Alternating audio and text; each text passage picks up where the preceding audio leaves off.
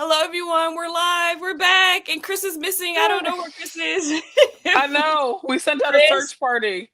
yeah, somebody tag Chris and tell him he's very late. We tried to wait for you, but you are not here. So we're going to start without you, and we have a lot to cover today. We Which do. one you look? Okay, so you watched the Perfect Neighbor. I did not. I did not Yeah, watch for your it. mental health, which is the right thing to do. Like Right, normal, because sane people. I remember when the shooting happened. I remember the whole story. I was just like, this is. It's like, what's the quote Baldwin, like, to be black and somewhat conscious in America is to be in a constant state of Yeah. rage. Hmm.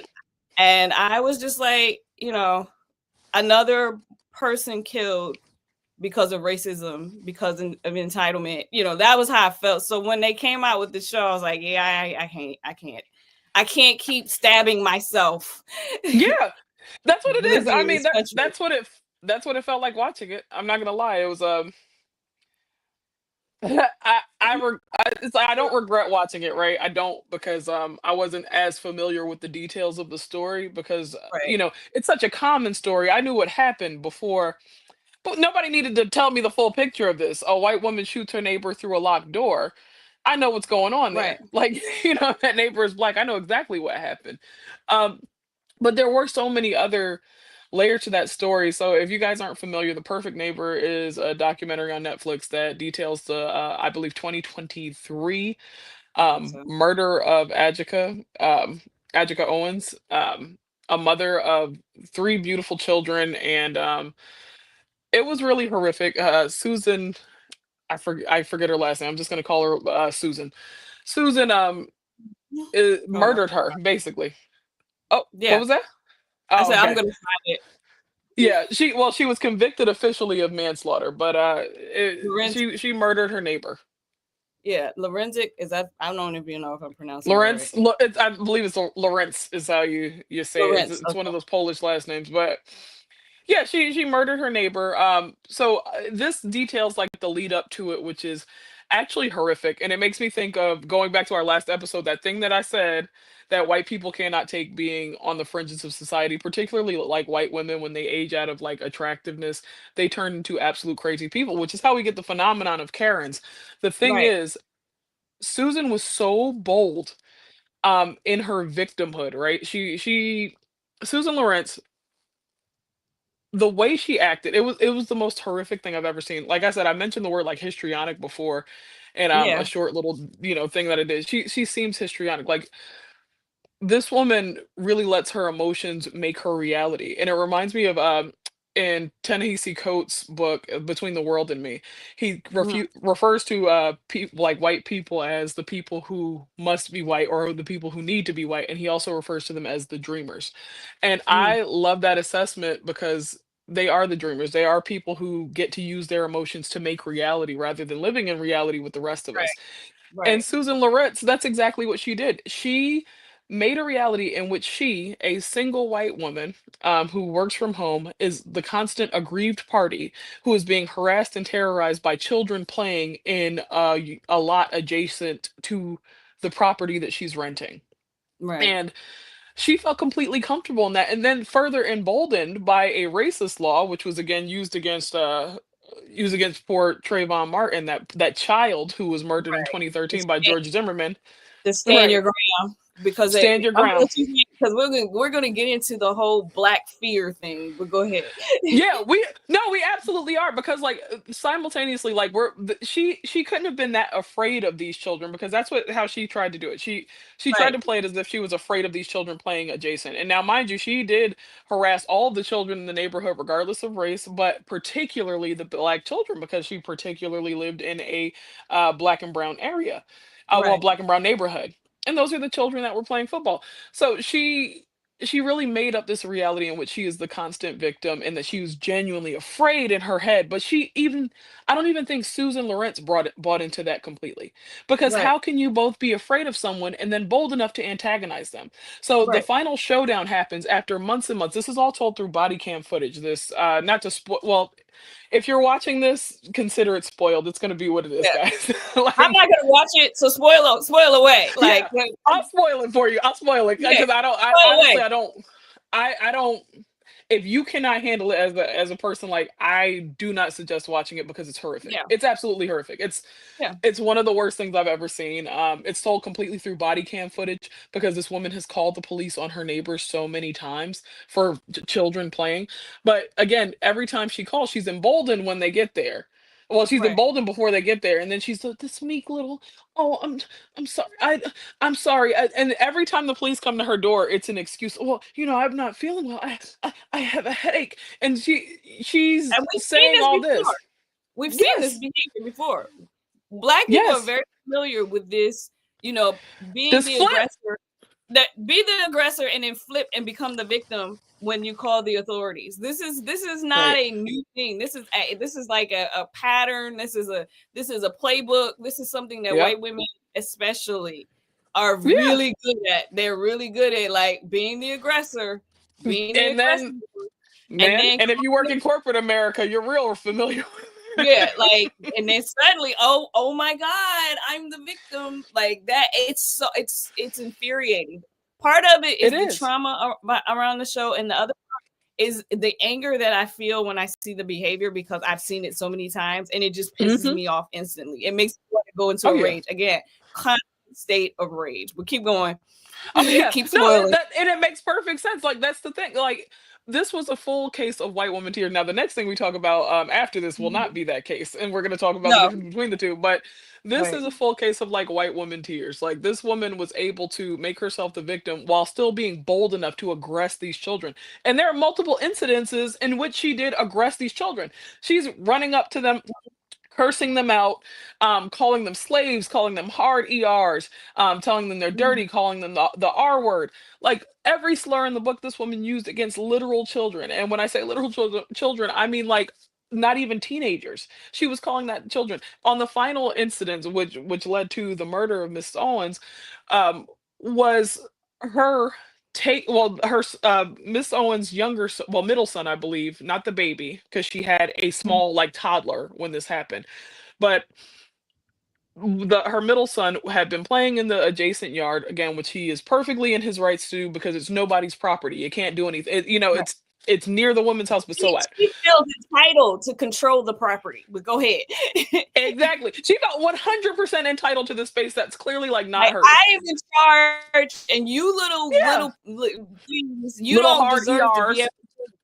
Right. Exactly. That's exactly what happened. And even the other, there was another white guy out there who rented in the area, but he was like, "Yeah, I didn't say anything." He was like, "Yeah, it can get annoying sometimes. They get loud playing football out there. It could get annoying, but I didn't say anything." And Oh, then because they're kids. the yeah, the prosecutor asked, "Well, sir, why?" He was like, "Because it wasn't my property." As simple as Right. that. On the stand, he answers that. But Mhm. Susan, basically, Miss Owen's middle son leaves his iPad in the adjacent field.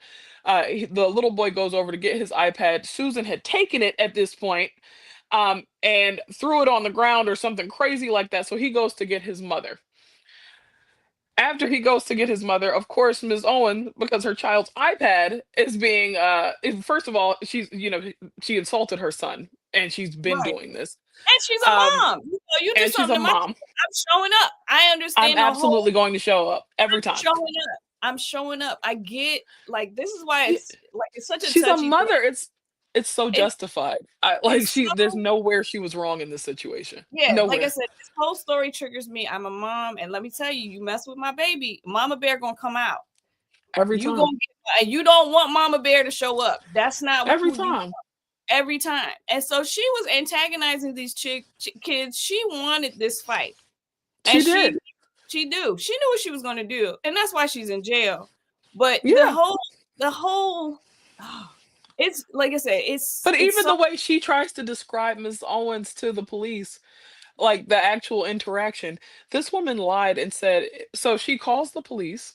Miss Owens Mhm. is knocking on her door, banging on the door or whatever, of course, naturally upset, Yeah, but because nothing insane like throwing her body weight or no, kicking not it or anything like that. no, Even if she had, she would have been justified doing that. But the door right. is deadbolted. The door is Right. locked by the handle lock and then Knocking on the deadbolted. door, like, come, Sh- you did something She's to my knocking.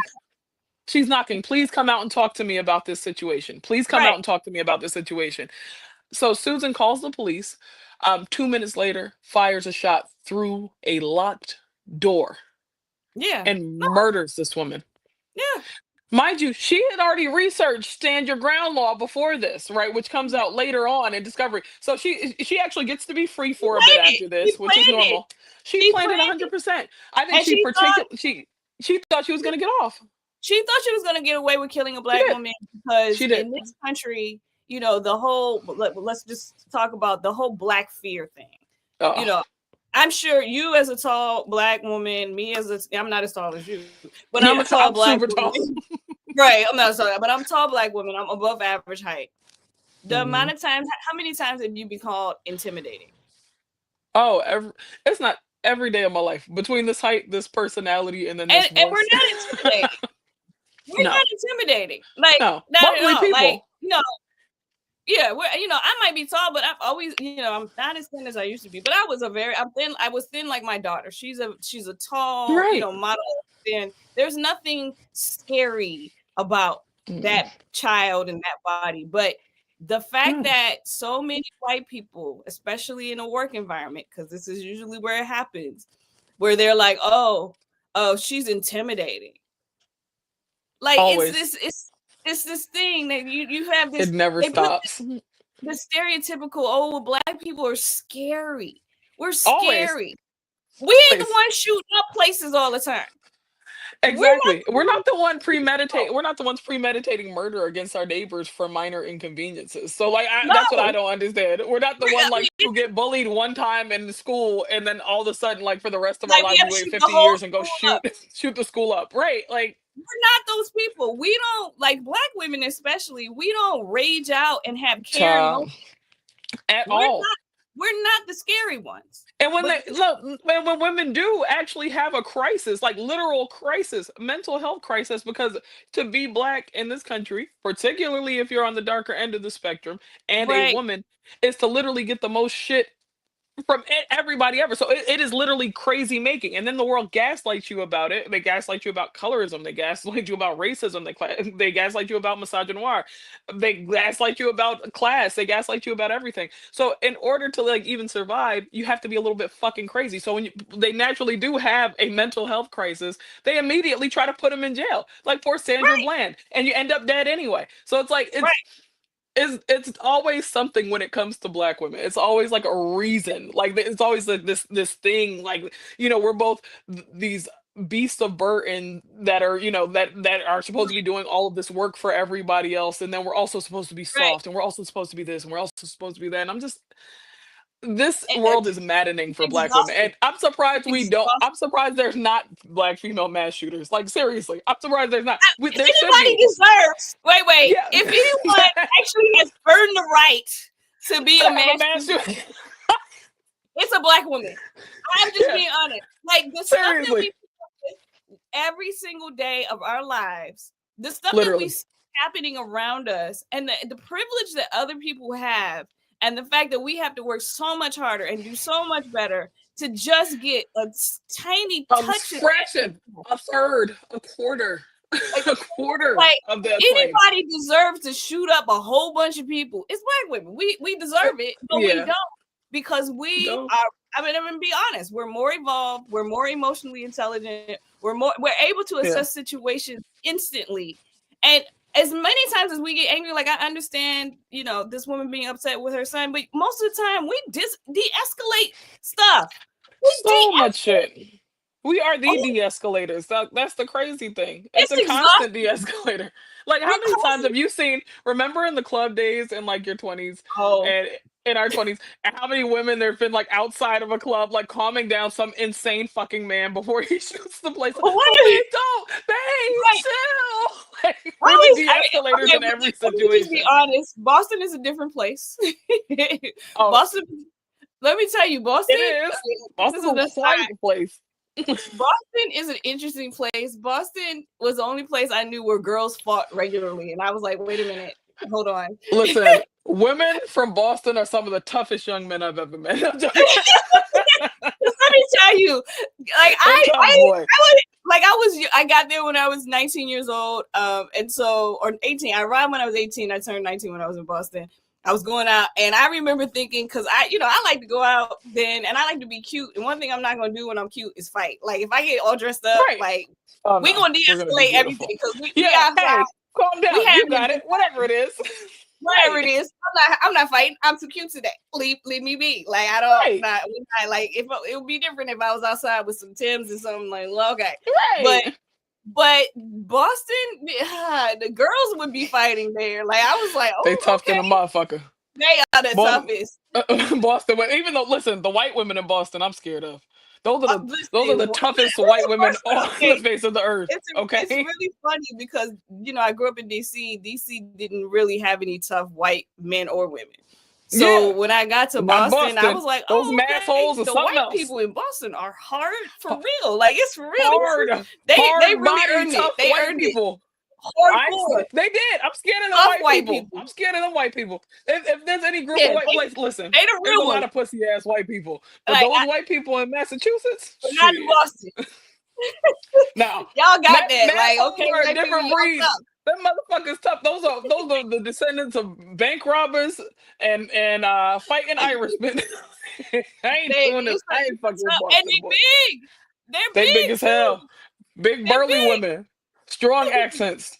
Beat Listen, your I ass. don't like I realized I was like, I'm from DC and don't think that you could just push me around. But at the same time, I was like, I ain't fooling with these people. I'm These not people fighting that crazy big and being burly the bitch. toughest. No, and listen, as a big burly bitch myself, absolutely not. I ain't going toe to toe with no Boston white lady. You ain't fucking me up, tough knuckles. Like, you got you got a French manicure on a 2-inch nail and still make a fist, bitch. You tough as hell. No, they were. They Okay, were. It was a y'all different tough as world. shit. That's the only word. Like, I mean, and I will say out here on the West Coast, the Northern California got a different breed of white people. And it's not like the burly, tough, fisticuffs type whites. It's the Right. crazy, might blow up a whole building type. Like you just like you're No, not thank you. sure. Keep that to Like yourself. No, thank you. I'm trying to go they, home tonight. No, thank you. like they different. Like I'm like, okay, like because when they said they were sending immigration out here, I was like, I don't know if y'all I really don't want to know if do that's a that. good idea with these. I don't think y'all want that smoke. Like, and I'm not talking about the brown and black people. I'm talking about these. Nah, It's them a white people crazy. because the ones in San Francisco are the hippies. They came from the hippie Hmm. generation, and so they did a lot of drugs, and their kids were born, and their kids they special. They're different. Like I don't fool with Yeah, them I either. don't need. They But listen. They've been I talking about appreciate their them because star they're all seeds and all types of craziness for a while now. I'm good on them kids too. I'm good. Y'all got it. yeah. Like White people children are I scary to me appreciate sometimes. I appreciate yeah, I Yeah. appreciate both groups. Like I do, because I'm Mhm. like, I appreciate because I know that if something go down, both of them gonna fight. Like they're gonna fight for whatever, Should I hope they so, child? I hope so. yeah. Because it's But gonna at come the to it same time, soon. as a sensible black person, when I see it, I'll be like, okay, y'all got Right. it. All right. That's all Like, you got. all right. Yeah. You Y'all. That's all y'all. Y'all got you it. got That's you, babe. you ain't gotta That's worry you. about me. I'm gonna take my little black self over here to the corner. I'm gonna be good But over here. listen, that's how it is. But could you imagine having that feeling? Because, like, so this is the thing, right? Like, I tend to try to live in areas that, if not predominantly like black and brown, are at least a 50-50 split. Like I Mhm. need. I feel like I'm going out into the world, like I'm already going to be outnumbered anywhere I go, mostly in America that's not, majority black. So I just prefer to live amongst a good mixture, I'd say, and Yeah. predominantly in black spaces. I feel like in this situation with Susan Lawrence and her murdering Adjika Owens, I feel like that's where that tension comes from. You know what I'm saying? Like, is the fact that w- we segregate ourselves, like it's kind of like a de jure segregation kind of thing, or is it de facto? Well, I forget. it's plain segregation because for Yeah, example, growing up in DC, I grew up in DC when it was black and very yeah, segregated. There were white hmm, neighborhoods, and that was by design. Like they made it yeah, by design. They had the white flight in the '60s or was the '50s or '60s, and all of the white yeah, people moved out. and then only a few white neighborhoods stayed white. And then when I was coming up, 80s, 90s, it was all black. They were like my whole Mm-hmm. neighborhood was black. And to see a white person in my neighborhood was unusual. So it was Yeah, by design. And for now sure. that you have these, all around the country, the redlining, all of that, all of these Yeah, neighborhoods are segregated because white people don't want to live with us. It is yeah. not the other way around. This be very Yeah, clear.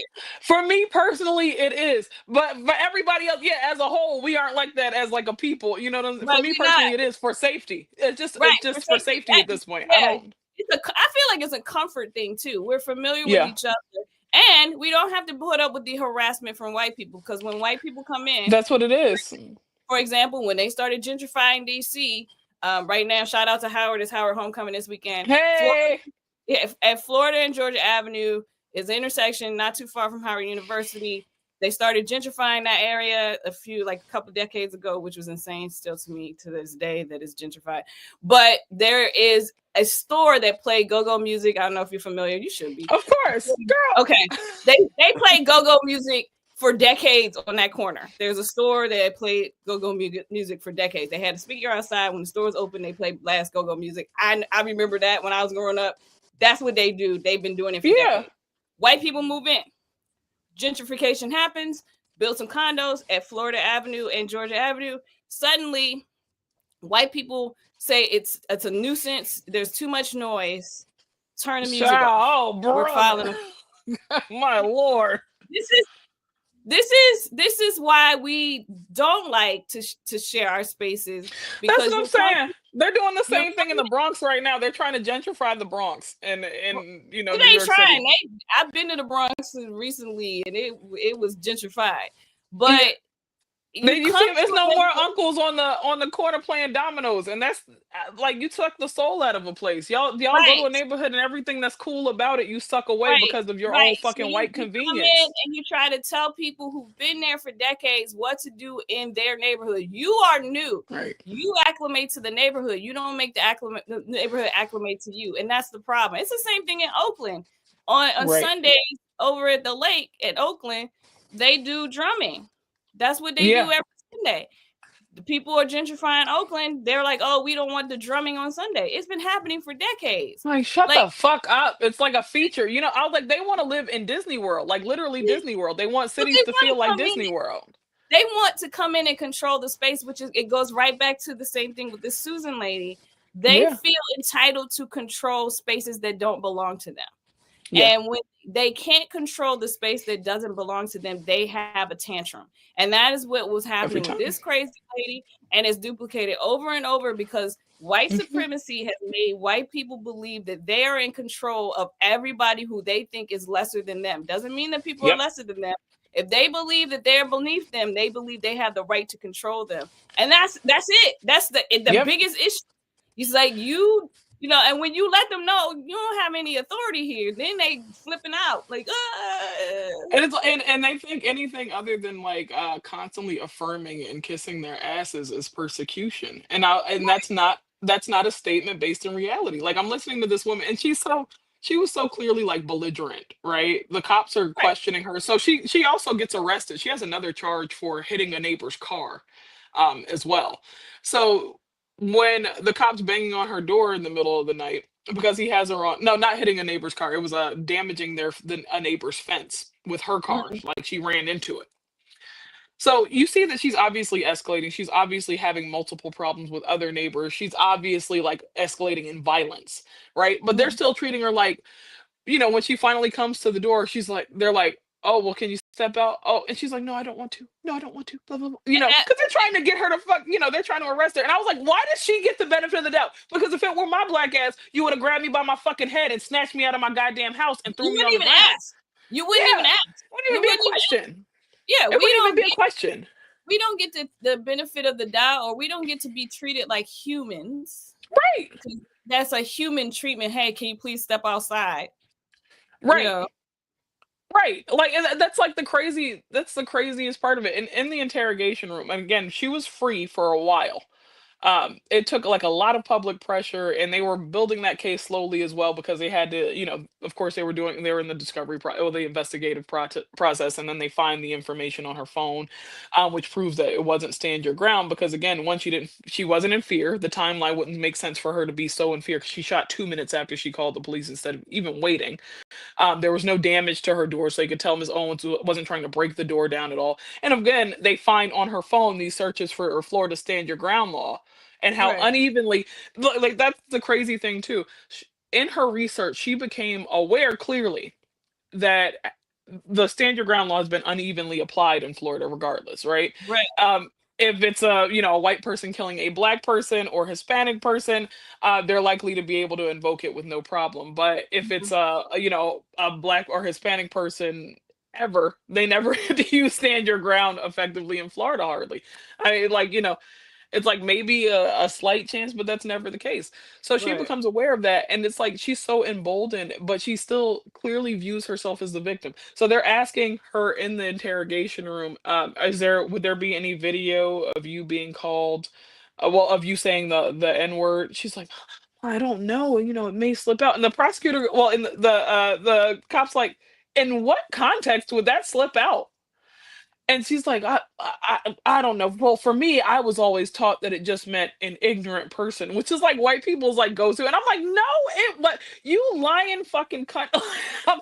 Please forget. That's I why I just get so big. This is why you get so enraged because you know that they're lying. That's the other. It's the she's a gaslight. liar. You I'm tired of lie. the gaslighting. You fucking lie. You lying bitch. Like Like, how dare you? you are racist. I wish they would just admit to being racist. Like I I know. appreciate the racists that are like, I hate black people. Like it makes Yes. me feel Yes. comfortable that you know who you are and you are saying exactly what to do, how Right. you feel, Now and we we will don't. never find common ground. Like And I'm that's never gonna invite cool. you I over for like dinner. for We're you not gonna to have a guess who moment. But yeah, I'd rather just know than own not it. know, right? Just Right. own it. I hate when you're Right. trying to like, oh, no, I'm not racist. Yes, Yes, you you are. are. You Yeah, just 100% are. You're so racist. yeah, You're the most racist of anybody. Like, yeah, like just freaking it blows own your it. mind. Yeah, and that's something that she absolutely just could not, would not do. She never took any accountability for what she actually did. She didn't see it that way. Even she writes in the passive voice, like the cop gave her an opportunity, and I think it was one of those cop tactics to try to get her to confess, that it was in some way premeditated and take some sort of accountability because of course, the cops are they're supposed to lie to you. Like honestly, they are. Yeah, By any means necessary, unfortunately, and you have to be aware of that when you're being interrogated. But she writes in a passive voice to the victim's children, "I'm sorry this happened to your mother. It didn't please happen to your mother. stop. It didn't Please, happen to their please, mother. I'm please sorry. tell me this It, is true. I can't. I Listen. promise you it is. I'm sorry this That's one happened thing to I your wasn't mother. aware I of. was in fear of my life." And I said, "You lying, hateful, dried up old cunt. Like you murdered a lady. Her Yeah, children don't have a mother." And then to write that to her young children, I young, wish. I mean I young. wish they could give her children bats and let them go in the room with her. I'll be honest with you, Kai, those children are so sweet and gentle. Yeah, Like, they are so sweet and gentle. I think even if they were given bats right now, they wouldn't do it. they wouldn't do it. They're But you can give they're it to me. such well-raised, well, yeah, give it to me. But they're such well-raised boys, and you can see, like, they're emotionally honest, they have integrity, they're of course, they speak well, they're just smart, sweet children. You can tell Miss And how Owens really often, raised her boys well, really. how often are our children looked at as Really, if they were, monsters? How often always. are I our children looked at as if they don't have any self control? And let me give you a Oh, perfect God, you're from about my to make me tear childhood. up. Yeah. Let me just tell you something from my childhood. Okay, so when I was in elementary school, because we're in DC, we used to go to the museums, the Smithsonian. That was a field trip that we often took. Mm. A black school, black teachers, black principal. When we went to the museums, we had to go 2 by 2 in line. Sometimes we had to hold hands. We couldn't talk. We had to raise our hand if we had a question. We were quiet as all get out. We were so well mannered, so such well behaved groups of kids every Mhm. single time. Mhm. But when we would go to those museums, because this is the only, because being in a black city, you don't have a lot of interaction with white children. This is when we would see white kids. And Mhm. when I tell you those white kids were running around the museum, they were screaming, they were touching the exhibits, and we would be like looking at the security like, hello, hello, these kids are out of control. Look at how they're behaving. The fact that Child. this stereotype that black children are out of control, when we all know, we've seen it with our own eyes, we're all Literally, things that they would kick our backs in for. The white right. children are like doing gleefully. They're like doing a cartwheel in front of a fucking, And you the know, thing is, I will say that the freedom that white kids have when they're little makes them grow up to feel as though they can do anything. I will say that. There's a agreed. behavioral difference because we were told we couldn't, you can't, you can't, you can't, you can't, you can't, you can't, can't. And they are never Mhm. told, no, no, no, you can't, you can't, you can't, Ever. you can't. And so I know that that mentally has an effect on our adulthood. But to It see does. it and to see how often black children are portrayed as, oh, you're a bad little kid. We're not. Our kids are You not know what? bad. God, They're that not. They're police more. They're that's exactly it. even if like when black and brown kids are given detention more in school They because are the school to because prison pipeline. yeah, the teachers are always focused on black behavior, and if it's anything that they feel like they can't control, suddenly the Right. kid is labeled as bad. Suddenly, the kid is in detention. This is it's a systemic thing. It drives me insane. Another part of it, like to go off of like literally what you just said about how like black people are constantly policed. Another thing that really that disturbed me so much. There was a one scene in which it wasn't the children's father. There was someone else out there who I believe not with Ms. Owens, but he was in general like watching the children in the area because there was some of his own children. It wasn't her ex-husband or anything. It was somebody else. But he was watching children in general, the children in general outside, and she calls the police. Susan calls the police again on children. Mhm. Um, and when they get there, there's something that happens that kind of broke my heart a little bit, but also just like disturbed me so much in the way that black people tend to be so deferent toward police out of survival. Yeah.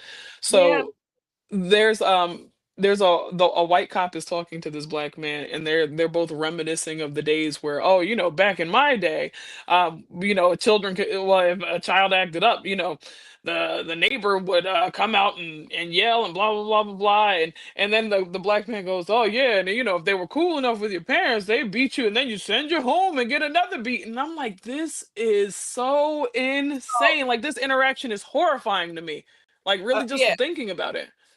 I have to even speak on that. Okay. Shout out to Usual Suspect. Hey, we see you. Okay. So the other thing about growing up in an all black environment is that very survival tool of centering white comfort, making white people feel comfortable as a is Mhm. a it's a survival skill. I know This it's a survival skill. I know that black people who've been around a lot of white people growing up, they know making white people uncomfortable can mean danger. And so therefore it's something that you just learn to do. However, Mhm. me growing up in a black space and no white people, I never had to have that skill.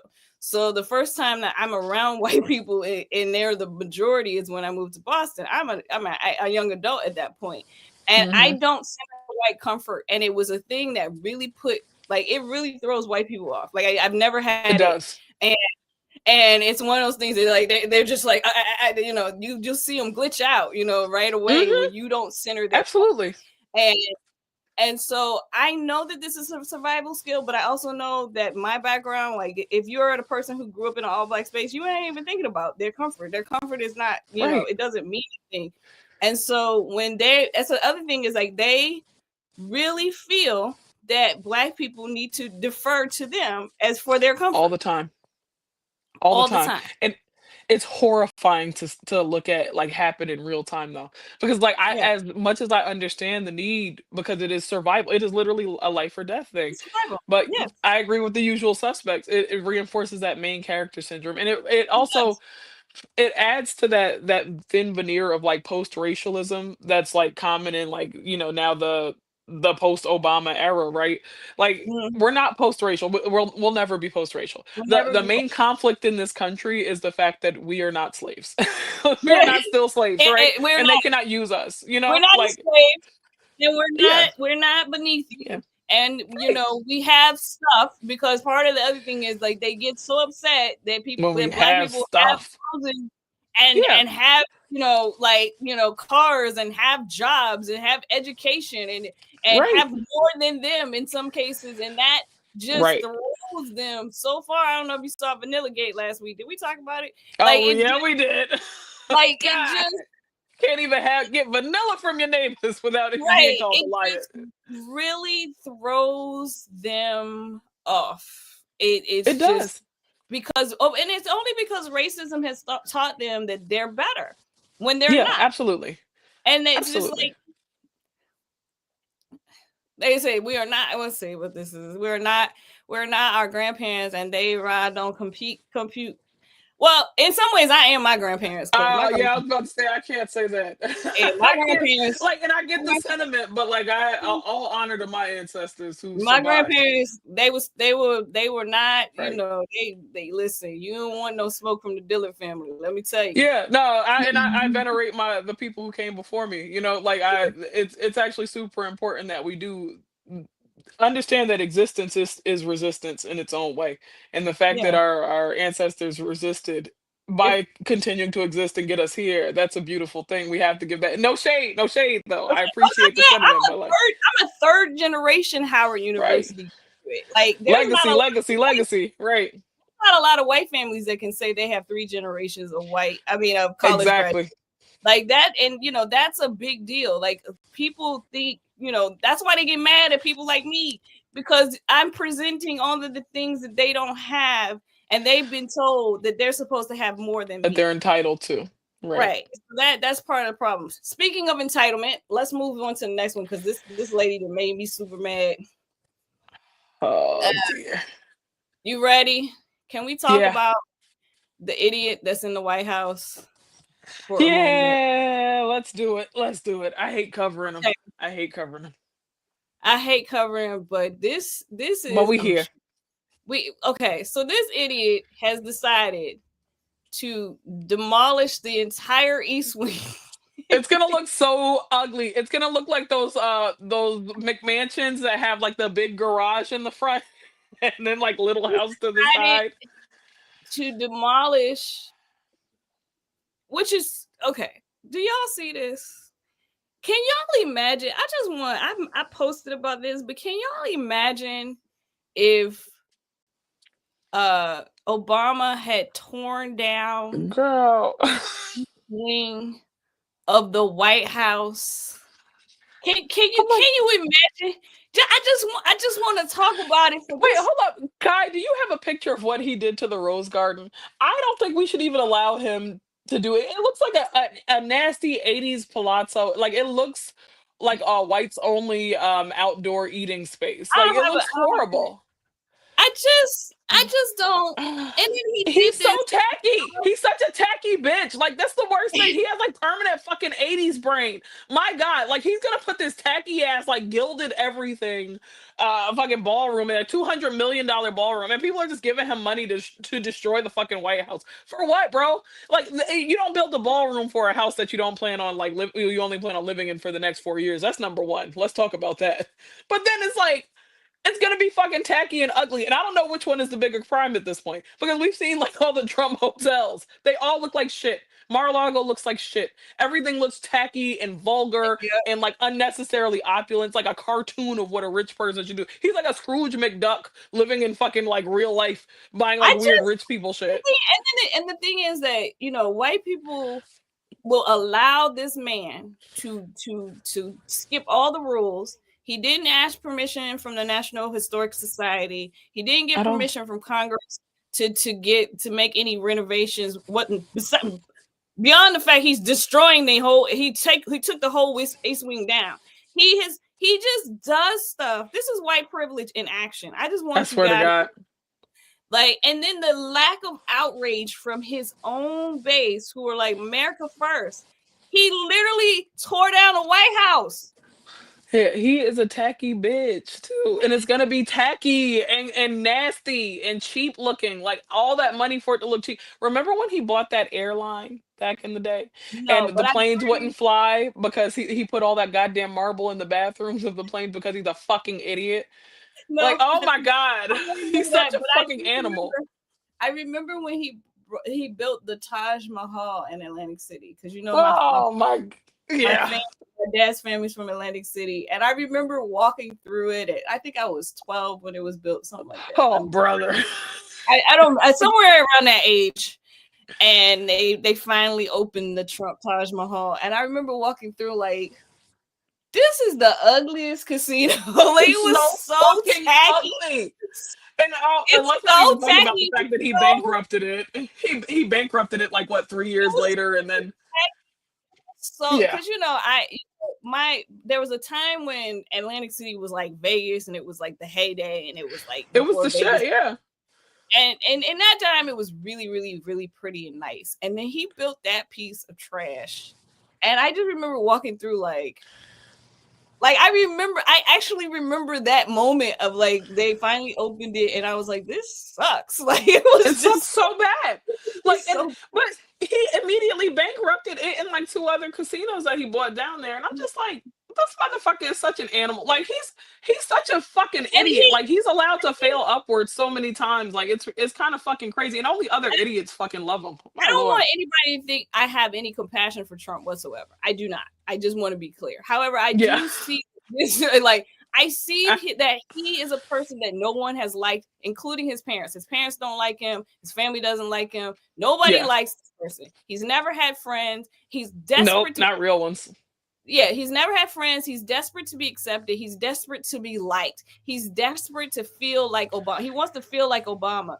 And he He wants does to be all a of these cool things kid. for he wants to be cool. He wants to be loved. Honestly, I think he just wants to be loved. Nobody has ever loved this man. And again, I don't want you guys to think I have any compassion for him whatsoever. I am just analyzing what I see. I see a human being who has never been loved, who is always seeking validation from the outside, who is Hmm. not very bright. He's not smart. He's never been smart, No. which is part of the reason why I think his dad rejected him, because his dad Yeah. seemed like he was a little bit smarter, and the mom not so bright. So they say your intelligence comes from your mom.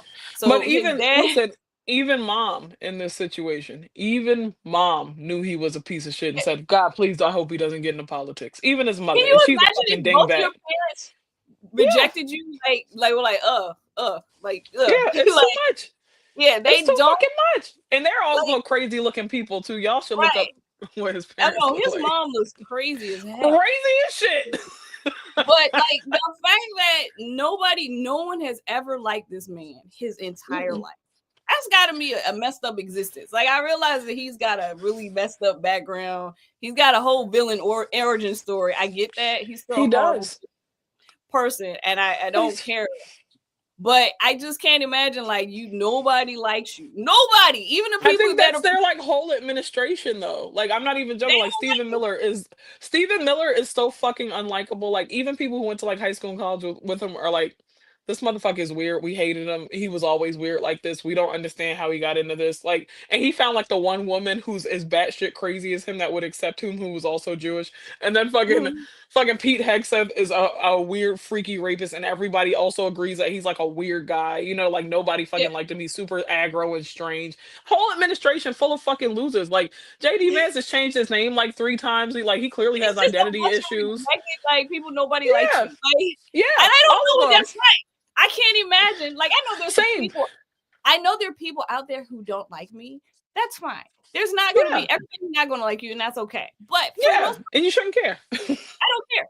But for the most part, people like me. Like, I don't like. There's Yeah, people that like it genuinely like me, like my that's company, hang around me. and I that's can what like grievance politics low key. I think all of this grievance politics is based on this though. It's the yeah. fact that like even so like regular people like they've done all this to like consolidate power and enforce power and they're still you're still not the arbiters of what's cool.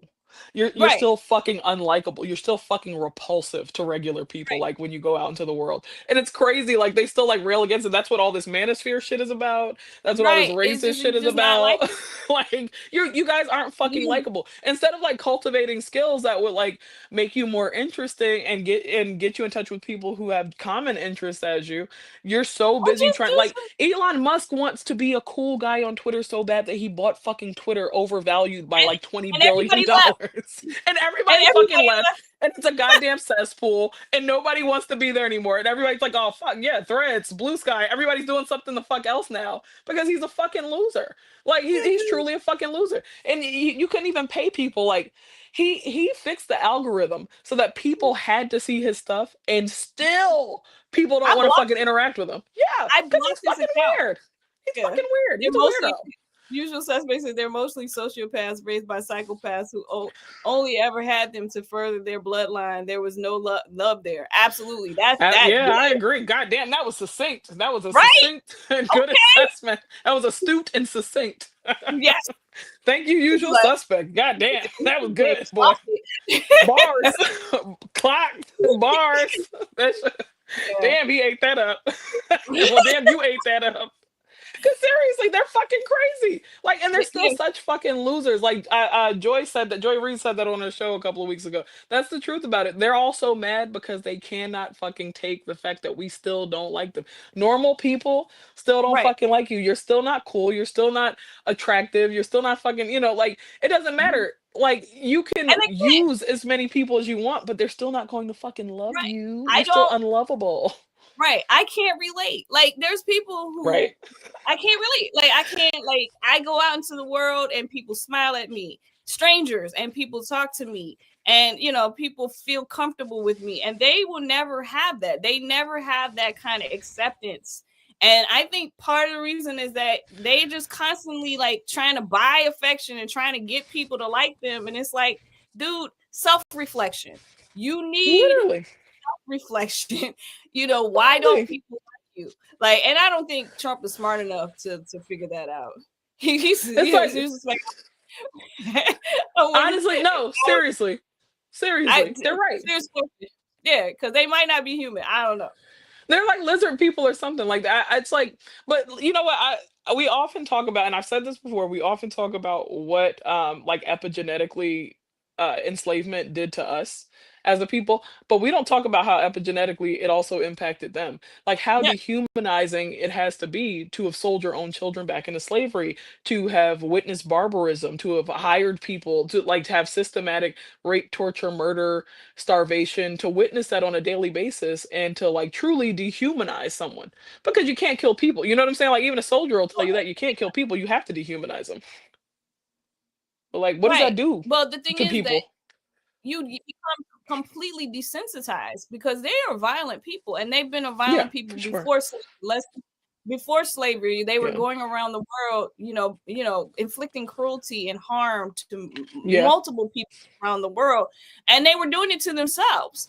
And it's just Right. like over time, I don't know, like I guess there's something they've been studying genetic memory, but the cruelty Mm-hmm. that they inflicted on others is passed down, and you can see that this You can. administration has a fascination and a determination to inflict cruelty on people. Like, I don't It is. understand. Like, as a person, and when I see people being cruel, it just bothers me because my brain cannot wrap around why. Like, why are you trying to cause harm? Why are you trying to cause distress? Like, what is the point? Right. Like, I agree.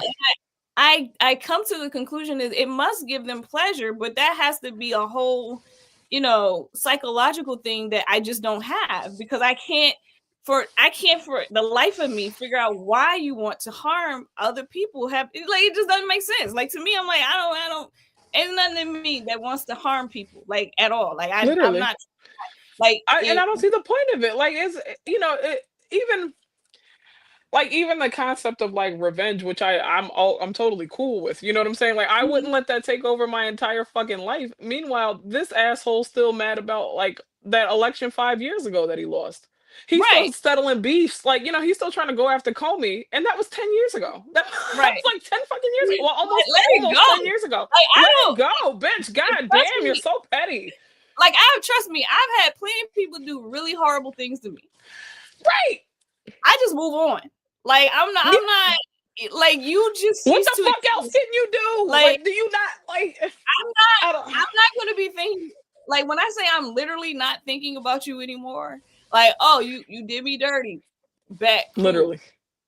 I'm Literally. gonna hit That's what. Yeah. Let's never speak you again. Let's go back to being ever. strangers. Like, that's all it is. So, like I don't get the whole like they have this thing they have to harm, they have to get revenge. And again, it comes back to because people don't like them, they don't like them, Yeah. and you can't make people like you. Yeah. You're fucking All right. unlikable. All right. And we'll always be unlikable And God and forever. everybody, God has forsaken you. You're a demon.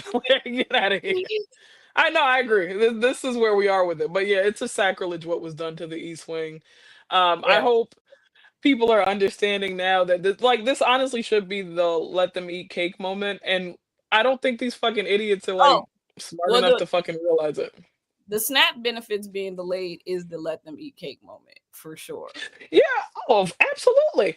Well, And like this in juxtaposition to your healthcare premiums like quadrupling and your SNAP benefits being cut off, that should be like the wake up fucking moment for people because again, more but they're white still they people want to blame Democrats and Biden and somehow. Obama. Somehow it's I still their swear, fault. And then what? again, education means so much because if you sit here and you don't know how the government works, you'll believe the lie. I mean, they literally put it That's on. what I said. I was like, everything's a fucking mystery and conspiracy when you don't know how anything fucking works. Like, of Right, course it sounds mysterious to you, but like, yeah, this right. is like directly, and we only Like have like, I hope they they realize he have doesn't plan on leaving in 2028 either. So right. They have it's the up to y'all. presidency, the House, and the Senate. They are the majority. That means All that three. they have enough votes in both of the houses to reopen the government because they are the majority. They have the votes. And if you don't understand that, you're an idiot. I can't put it any other way. They have control. So if they want to reopen, they can reopen.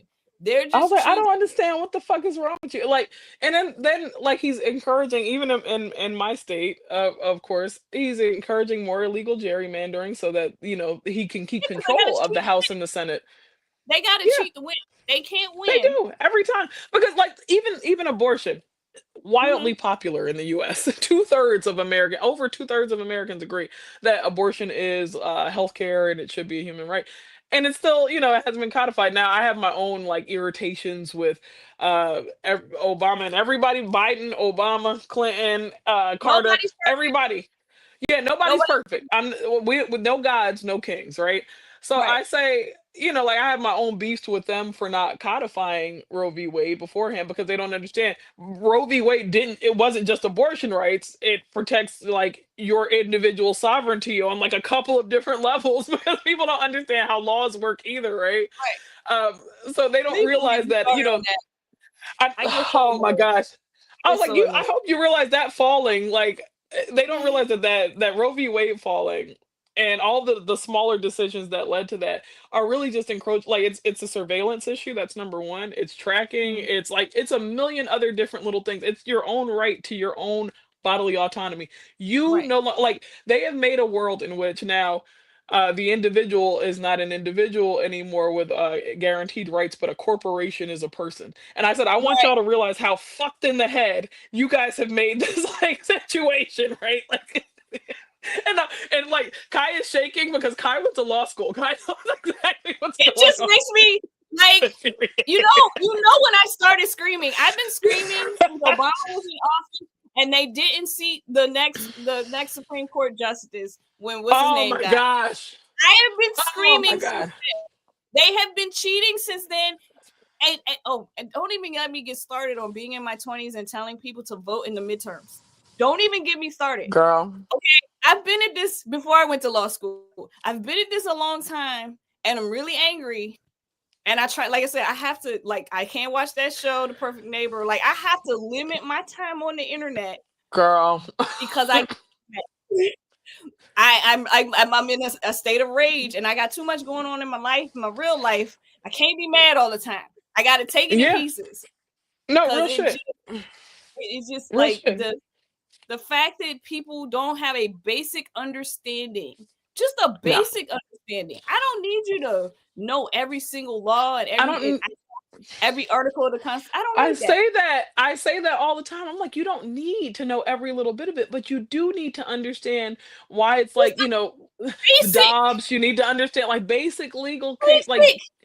I was like, do you know why it's called your Miranda rights? Like, do you remember Miranda v. Arizona? Like, do you guys understand these are legal precedent is so fucking important to how you move through the world. It is an everyday living, breathing thing that impacts you at every second of your life. So whether you or Exactly. not you choose to be political, you should at least know your fucking rights. Like, my Right. God. But you My might need God. to invoke them at some point. At But the some way things point. are going, and the way things are Shit. going, you ain't gonna have any soon. You're not gonna have any. Yeah. The way things are No. going right we are in full blown fascist state, right? We're in a Yeah. full blown fascist state. Y'all can Right. act like you don't know. We are. And, It's here. and the only reason it looks different in the case of me and Kai being able to talk about this right now is because the internet exists. But Right. that's the only fucking difference. Because had this been in 1950, this would have just been me and Kai talking at a fucking kitchen table, and Right. that's the only Exactly. thing that we would have been The able only to do. difference, and the only thing they're not able to control, and I told this to my mom the other day, is they can't control our communication, which they've never been able to control with black Not people. fully, yeah, Yeah, black yeah, people have always been able to communicate with each other and in secret and get the information out. We've always done. always. We've always Look, been able to do that. look, Right now, hold up, you're Kai. Kai, let's just have a moment. watching. Okay, so Yeah, anyway, right. what has happened is the government has taken over media. The government is controlling what is being put out in the news cycle, and at this Mhm. point, if you are watching the news, you are missing probably 70% of the story that is going on in the world. And Right. you gotta find your information other ways. Black people tend to do that already, so I'm not so much worried about us because we are built for survival. Now the rest of y'all, I don't know. To the Y'all car, chat. Yeah, you know what? Time will tell. I mean, yeah. I hope just like everybody benefited from the civil rights black people fought for and people were able to get on board. There was black and brown coalitions then to get on board with that. I would hope that you guys would understand that aligning yourselves long term with us would Mhm. actually be much more beneficial to you than being fair weather friends. But everybody to each All I their know own. is the proximity to whiteness is a hell of a drug. Because let me tell you, Child, child, I mean, let's move. child. No, hold up. Let them Cubans getting deported to Mexico right now because Cuba won't Oh take them back. wait, some of them are getting deported, not even to Central America or Mexico. Some of them are getting deported out, like in countries in Africa. The way things are going, like I said, that Child. proximity to whiteness is a hell of a drug, and y'all voting against your interests. I'm just saying, I know you think that there's a lot of, and that's not all immigrants, and I'm gonna say there's some that are Yeah, not like this, but absolutely there's not. a lot. Honestly, listen, and even if you are a fucking idiot, I still champion your rights as a human being because Yeah, regardless of whether or right. not you want to acquiesce and you think this is a situation in which like you know what? I'm not even gonna go into it because like the Caribbean, Central and South America have their own history with destabilization from the U.S. and propped Yeah. up governments and all types of bullshit. So I'm not gonna go too hard, but I champion your right to exist as a human being with Oh, dignity absolutely. and other rights that are guaranteed to you by our Constitution. Due process And is you one of you those rights. have a right to due process. They're not following You it, have but that right. you have that right. You have Even a if you right. are undocumented, you have a right to due process. That law has not gone out the window. There Yeah. is a process that has supposed to be followed, and they're not following the process.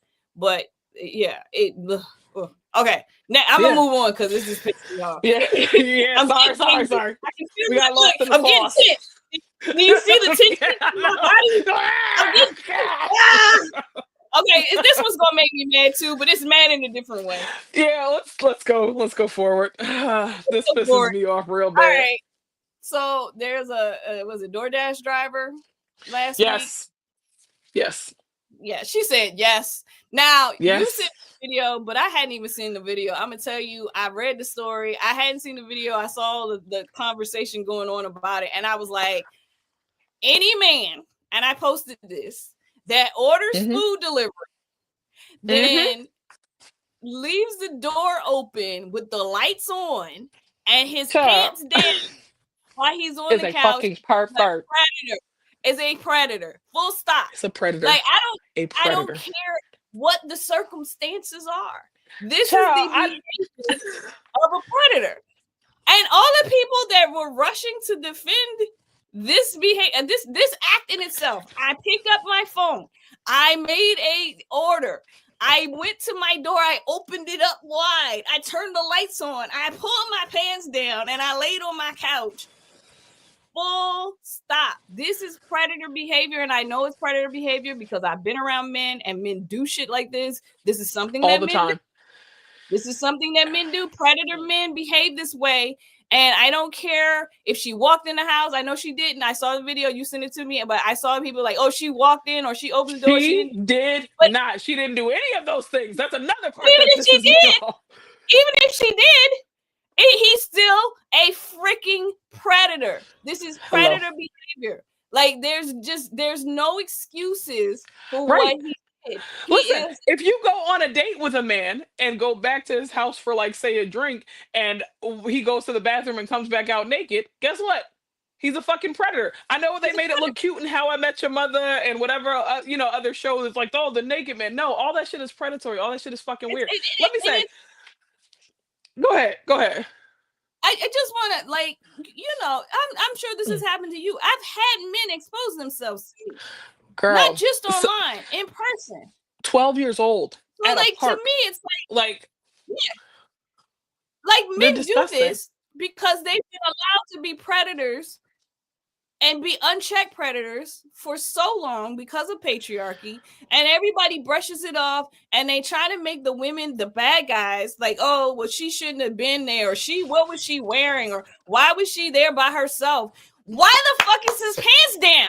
Why is his pants down? Where's his pants down? Where's his Why is his pants pants? down?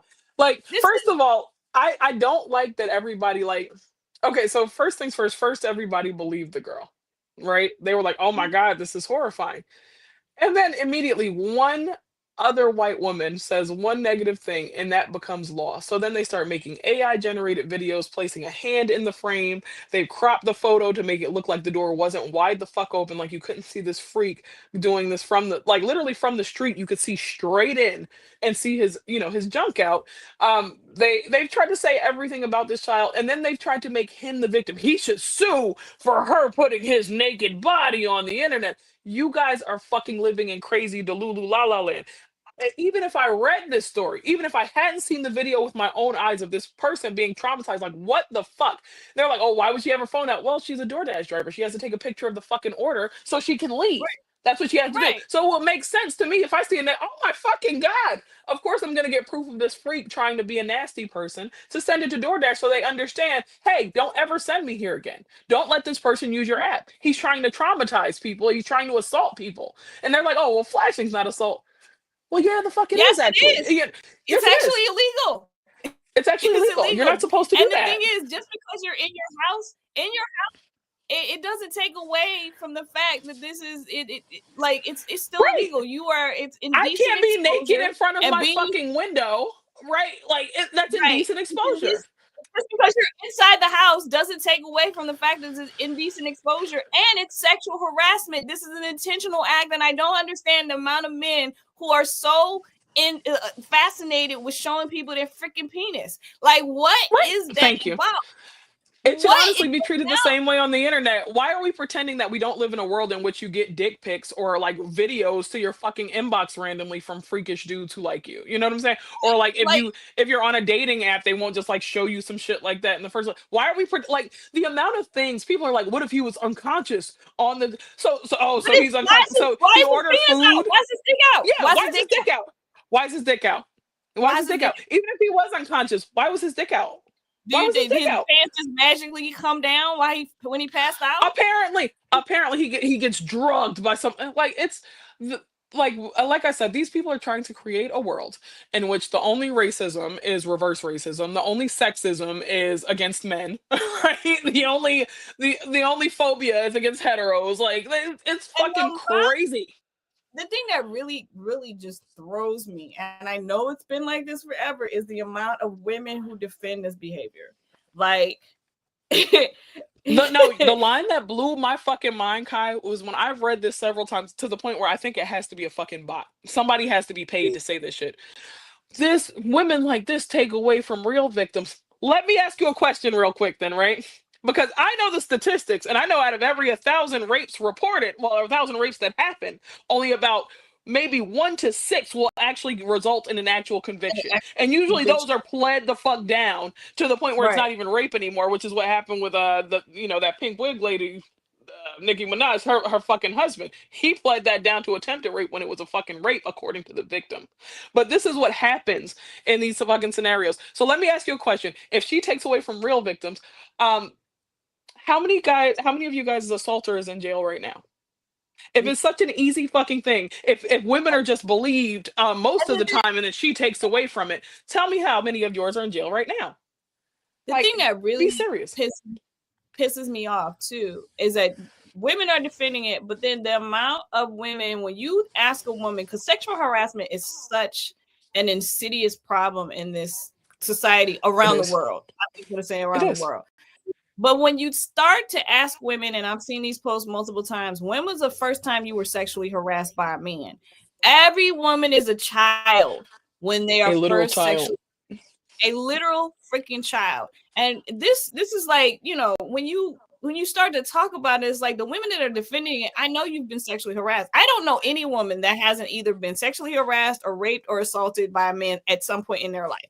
Like, I think it's 100% of women have had something happen to them. Sadly, it is what it is, Yeah. because our society has protected predators for so long because they're men. Right. It's set up to protect them. Just like in this situation, she gets fired. What is she fired for? She posted the video. She should post the video. Everybody should know this Bama is in his house trying to show everybody his penis. And Everyone should like know that. everybody was They like, "Oh, she was so scared she should call the police." Oh, the police set off in victim lane. The police that right. have more Like convictions for, every well, excuse me, time, have more instances of domestic violence than the general population. The police that are majority male and constantly right. The have police stories that, of them that actually raping rape. victims. Yeah, Right. raping victims, Right. like those police, those same police. No, And not I only that, think but she the actually did do that. She did call the police. She did absolutely tell DoorDash first, and then she posted the video. So now what? There's no argument you guys can make that makes any fucking sense with her not being victimized. This isn't. And then I heard them say white woman tears, and I said, against a white man? What are y'all talking about? I said he was white. It was pink. I saw it. What are you talking about? What are you talking about?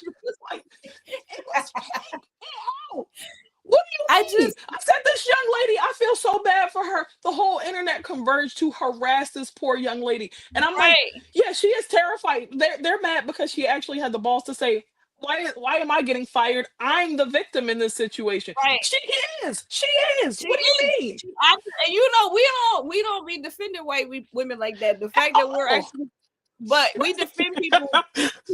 I mean, just like, I just want to be clear, folks. We're not big on defending white people in general. Like, but Ever. when they need to be defended, we're always going to stand up for what's right. And in this situation, she was the victim, absolutely, and she did the right thing. To me, I feel that She did. when you expose predators, when you put their faces out there for the world to see, when people know who they are, I mean, it's a whole thing to stop women from exposing predators. Like, there's always this, like, no, no, Yeah. no, no, you can't talk about it. Secrecy keeps predators being able to hurt people. So when you put their faces out Yep. there, they hate that, because that means the power is taken away from the predator, and then the victim has the power. That's what they hate. They hate Hmm. when women are able to use their power to show the world who they are, because every woman has been sexually harassed or raped, but all the men Hmm. don't know any men who are sexual harassing or raping women.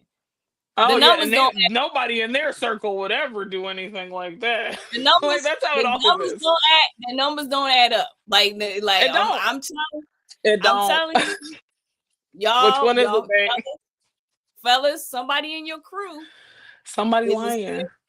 serious, like they're a serial sexual harasser or raper, whatever, Domestic and abuser, there's something yeah. going on, like it's always something, and it's like it's never on, like this is what killed me. I actually, like, years ago I kind of fell out with one of my brothers about this, who was in the army, and I was talking about the prevalence of, like, of rape in the army, like how often, like, there are female victims, and he wanted me to speak about male victims, and I'm like, yes, I do agree that you guys are victimized. I believe the entire military industrial complex victimizes you, but I'm Mhm. talking about female victims and the particular sexual violence that they face.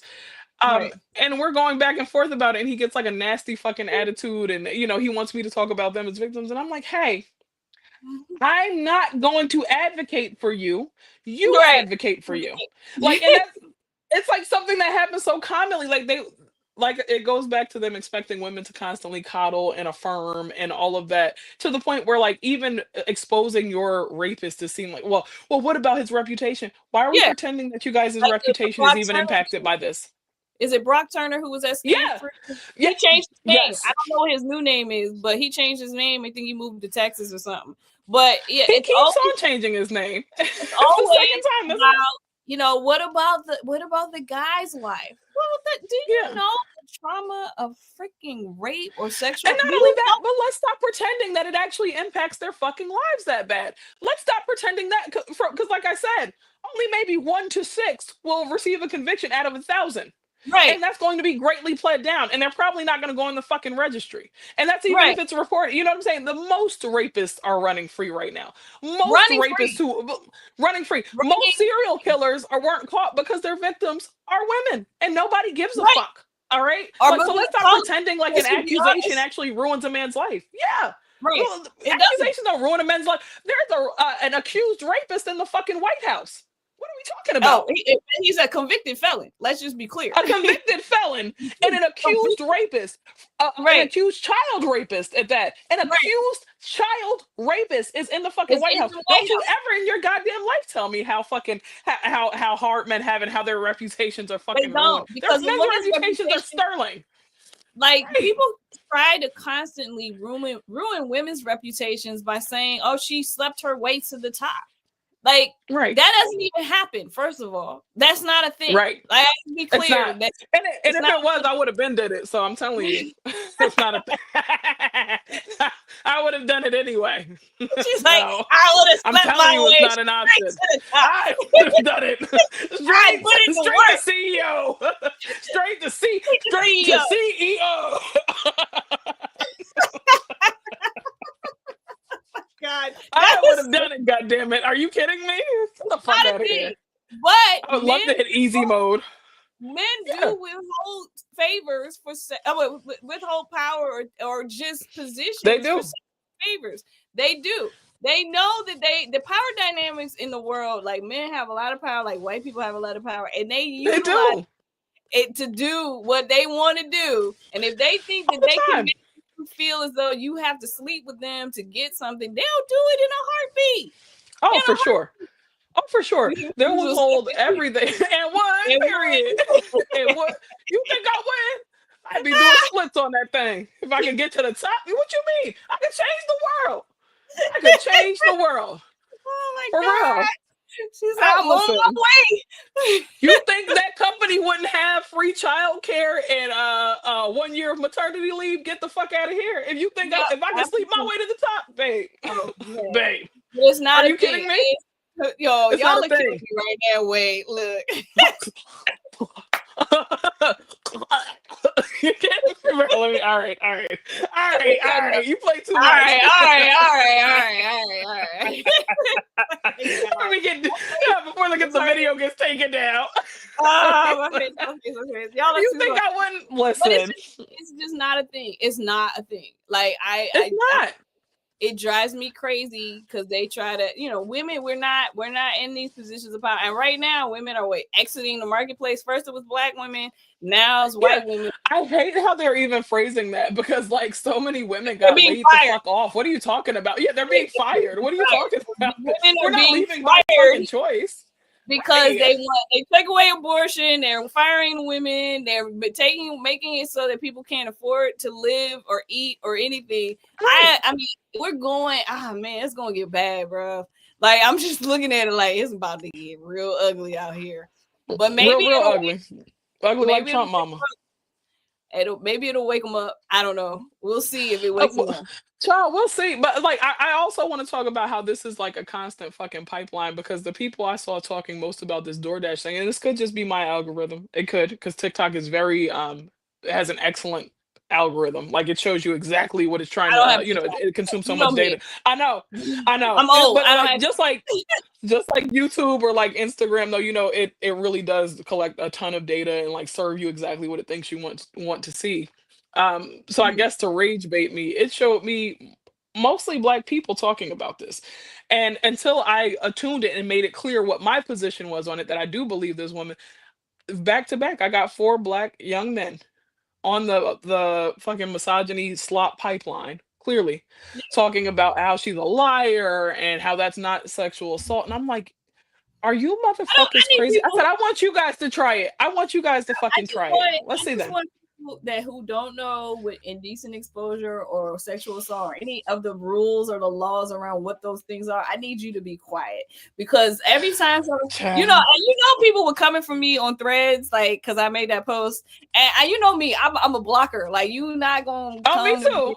Nobody Bye. gonna see your comment. It's gonna get blocked. But it was several black men who were like, "Oh, she whatever she allegedly did." It She doesn't. walked in the house. She did. I'm like, no, she I don't didn't. care. What? And they were like, "It's not like just like you said. It's not sexual assault or it's not sexual harassment. It is sexual harassment.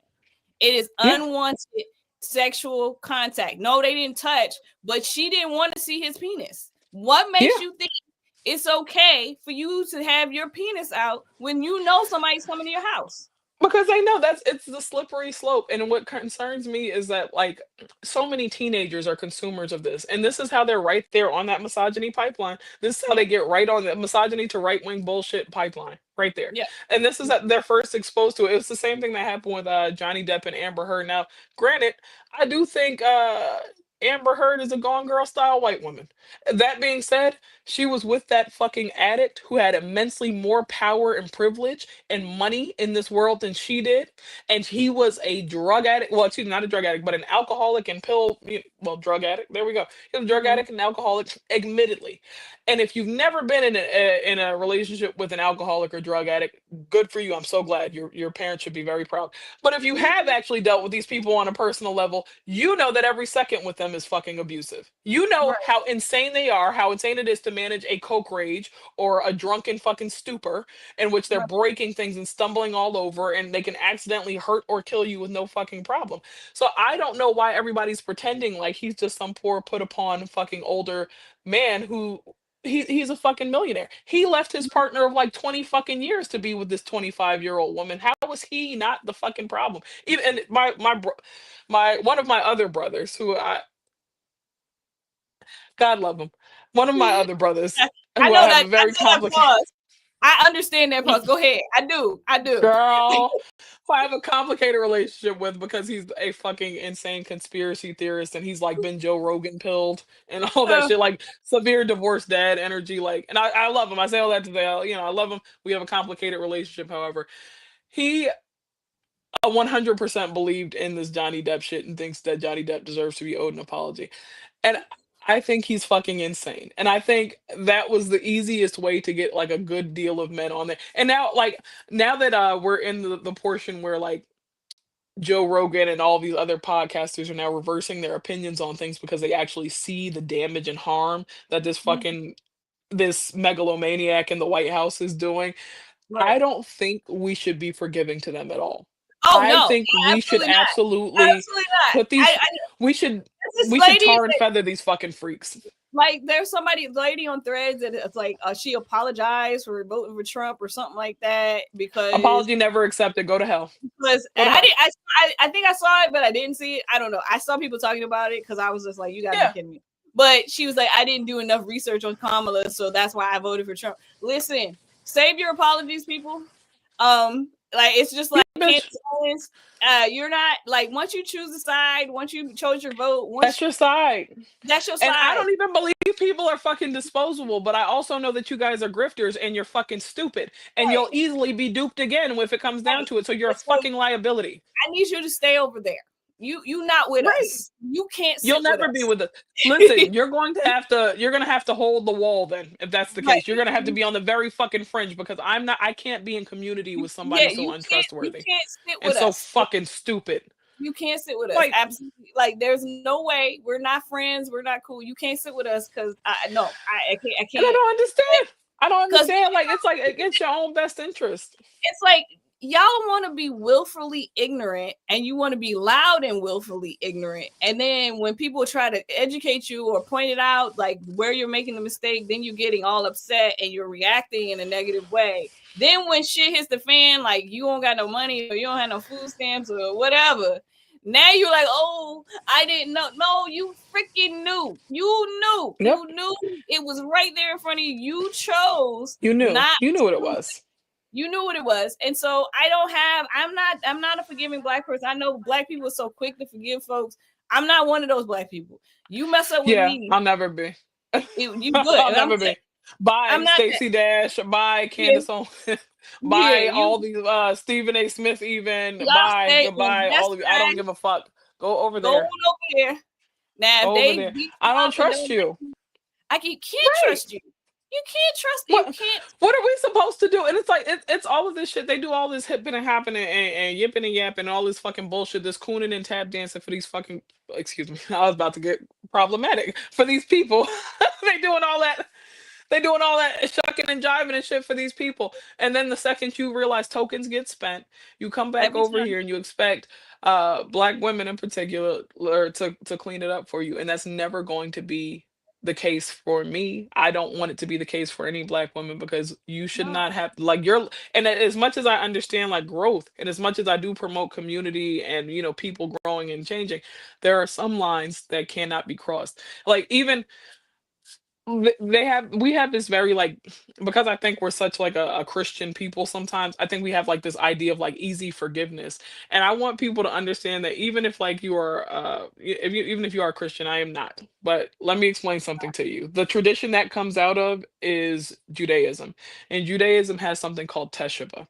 So in teshuvah, if you fuck up egregiously, you Mhm. can't stay in community. You have to go away and you have Right, to learn, right? right. You have to learn. You have to go away for a long enough time. You have to learn your lesson. You have to talk about this. You have to go work. You have to go work. And then only then can you come back into community and then you can ask for forgiveness because you need to know that what you did was so fucked up that you can't even be around us anymore right now.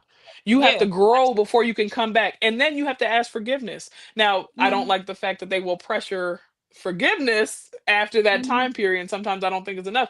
But that's the tradition that Christianity was born out of. So if you think you right. have to give everyone easy grace, I'm letting you know Mhm. that is unchristian according to your own terms of service. Right. you Like, know, which according reminds to me, your own shit. I don't know if you saw this. I made a video yesterday. Like, why are black women still in the church? Like, why are they still involved? I I hate did. this conversation. I know. I Did. watched, but I hate having this conversation publicly because like, I do have a lot of people I deeply love who are invested in Me faith too. and I don't, I don't care what I I don't said this in my video. I don't care what you believe. It's not about right. what you believe. This is not about what you believe. It's about how It's you're not treated. it's about It's being how you pimped by your fucking church. I'm tired of church. y'all are getting pimped by these fucking pastors. These are pimps. I don't care what Yeah, anybody says. They're pimps. They're right. You guys, extracting literally your resources from you while right. not giving you anything in return. Right. That's my argument is like you guys are literally the backbone of the black church. You guys are Literally. always you are giving all of your labor to the black church. The black church is still going because of black women's labor. And still Your you're not labor and your money, your right. actual money Money too. and Like it's not you guys are not in leadership positions. I don't understand how ever. you're still not running the church. To help me And then understand. a man stands up and says, women shouldn't be permitted to preach. It says this part in this part of the Bible. And I'm like, I could not After go to that, a I place and give organize my this. money. Right. I After I paid gave for you it. 10% of my paycheck. What are you Hey, talking I about? paid for it. I organized it. I Child. cooked for it, and I'm not supposed to be in the front. I I don't told all understand. my friends about it, so they came too. Like, you know what I'm saying? Like, that's the crazy thing. I'm not They're supposed really to be. building the community, you Yeah, know? I'm not supposed to be the leader when I did all the work for the people to show up. I'm not the leader. I don't understand. Like it just, Hello. it's mind boggling. Like I'm like and you and I Kai. was on the same page. Like and it Kai, only I can't. It's. like I was like, the thing, I think no, it's an the thing abusive is, relationships it that is. sets people up to be abused in other areas of their life sometimes. And I'm not It saying this about every single church. I don't speak in But any you fucking know, it's absolutes. not just But churches. Our whole society yeah, is built on I protecting agree. abusers because abusers have power, and we always want to Agreed. protect the person who has the power, and that's all. And that's all it is. It's always about protecting whoever has the power, and then people abuse power. That's what they do. But you, as the group, Hmm. the larger group, you have more power if you collectively use it. And that's If the you part I tell them don't do another damn sermon about what women need to do, and instead you focus on the men and shut the fuck up, he wouldn't have any choice but to shut the fuck up, or else he wouldn't have a congregation. right. Because he should shut Absolutely. the fuck up. Like, that's all I'm saying. Like Like, I just child. because the church, if they, it ain't dependent on us clearly, because we like, yeah, so good luck with that. Because like I said, I recently had an experience, because I don't go to church, and I haven't, Right, I'm religious. I'm raising a non-religious child. right. There's some things. I was raised in a family that was very religious and did Sunday school and all that, and some parts of church, I would say, the things that my daughter didn't get, like the community that she wasn't part of, that I'm like, part of me is like, sort of, maybe, but not really, because it's so sexist and it's so messed up that It is. I'm glad she wasn't part of it. But then I realized that the arts part of it, like the music and the singing and stuff like that, No. and she's an artist, I'm like, okay, I kind of sort of, little bit, That's the not part that that I much, lament, only because, like, not that gospel much. training, that, like, not having gospel training is why R&B is not as great right now. To be real. Like, no, Yeah, I'm no, serious. I'm so serious. Like, the instrumentation, no, like, I no, need I the agree with church you. musicians real I bad. feel like the artistic part of, raising a child. I'm a black woman raising a black girl who's becoming a black woman without the black church, which is probably unusual. Yeah, Right now, super unusual. super unusual. And I will say, my mom's family was religious. My dad's family was not. My grandmother, my dad's mom, was the first atheist I knew. Like, and for her to be an Yeah. atheist at that time was just crazy. Like, black people were not atheists in her age group. Right. So that's insane. So I had this very weird, stark differences in two families. Hmm. But to raise a black child as a black woman without the black church is weird, especially because she's an artistic child. She sings, she Right. dances, and so that part, I was like, damn, yeah, she didn't really get that. Like, I like that. I mean, there's parts of it I'm like, It dang, but you're sucks. right. Yeah, like I was like It that I would have sucks. appreciated if she had been able to bend and choir or something like that. Yeah, I wish it were like non-religious spaces That in has which some they can gospel learn. music. Yeah, they have some gospel music. Like, listen, We bro, should start even that. Muslims, We should start like, like for real, and we gonna have church. non-denominational. We gonna have church with no God. We just No, come to have no, some God, music, just and church with we gonna preach music. the word, but the word is gonna be like, be a good person, don't be an asshole. Like, Yeah, be kind and charitable to each other, and understand that community love is the most important love of all. Like, that's right? you This know is what? no deity Hey, involved. wait. Did we just start a cult? But it would be. We could. I bet you we can get some money on that. I swear we should, and then just practice reparations instead of, like, instead of Yeah, taking it from our parishioners, we get corporate sponsors and just toss the right. money Yeah, and back then to we people. gotta get the choir. I'm not in the choir. My child could be in the choir, but I get the choir going. Oh yeah, I can only sing as much as, like, normal black people singing. You know what I'm saying? Like, Like we I can can all hold just, a like, tune. I mean, I'm not gonna lie. I can. Hey, Kiki's here. Oh, I have to see you. hey. Um. Yeah. Like I feel like we could get this going. Hold on, Kiki. Give me a second. I'll send you the link. If you want to, you don't have to, but I'll send it to you. We're having Um, a girls' day, Kiki. we're having a girls' day because we don't know where Chris is. Chris didn't disappear. He must have had to go to work and he forgot to send us a You message. know, that's a Capricorn man, so he has like 5 jobs, and he just be doing a lot as Yeah, usual. she said I'm deep conditioning my hair. Well, I send it to you anyway. I already told you. It's up to you. But yeah. Yeah, Oh, but well, enjoy it. Make sure it's moisturized. I Pamper did that yourself on last this week. Saturday. I did my deep condition last week. I can see So it. You have so much sheen. Your hair looks so soft. it is. It is. So It that looks was so me soft last week today. under the I hood need the dryer. deep condition. I need to cut like 4 inches Hair off. won't cut off my hair. Like I feel like it's so Girl. short. I, yeah, that's how I'm in this weird space right now where for the first time in my life, I'm truly attached to the hair a little bit.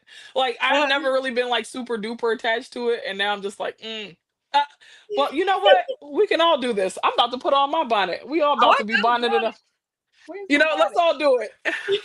We can put a bonnet. We can all put a We bonnet got on. it. In solidarity. Wait, I gotta find the bonnet. Hold Hey, on. Wait, I know I got there we go. one. Now we all on YouTube in the button. Wait. Hold But on. all right, we got to pose. We got to pose. I love the color of yours. I got to get my green one now. Body gay. Bonnet gang. Uh...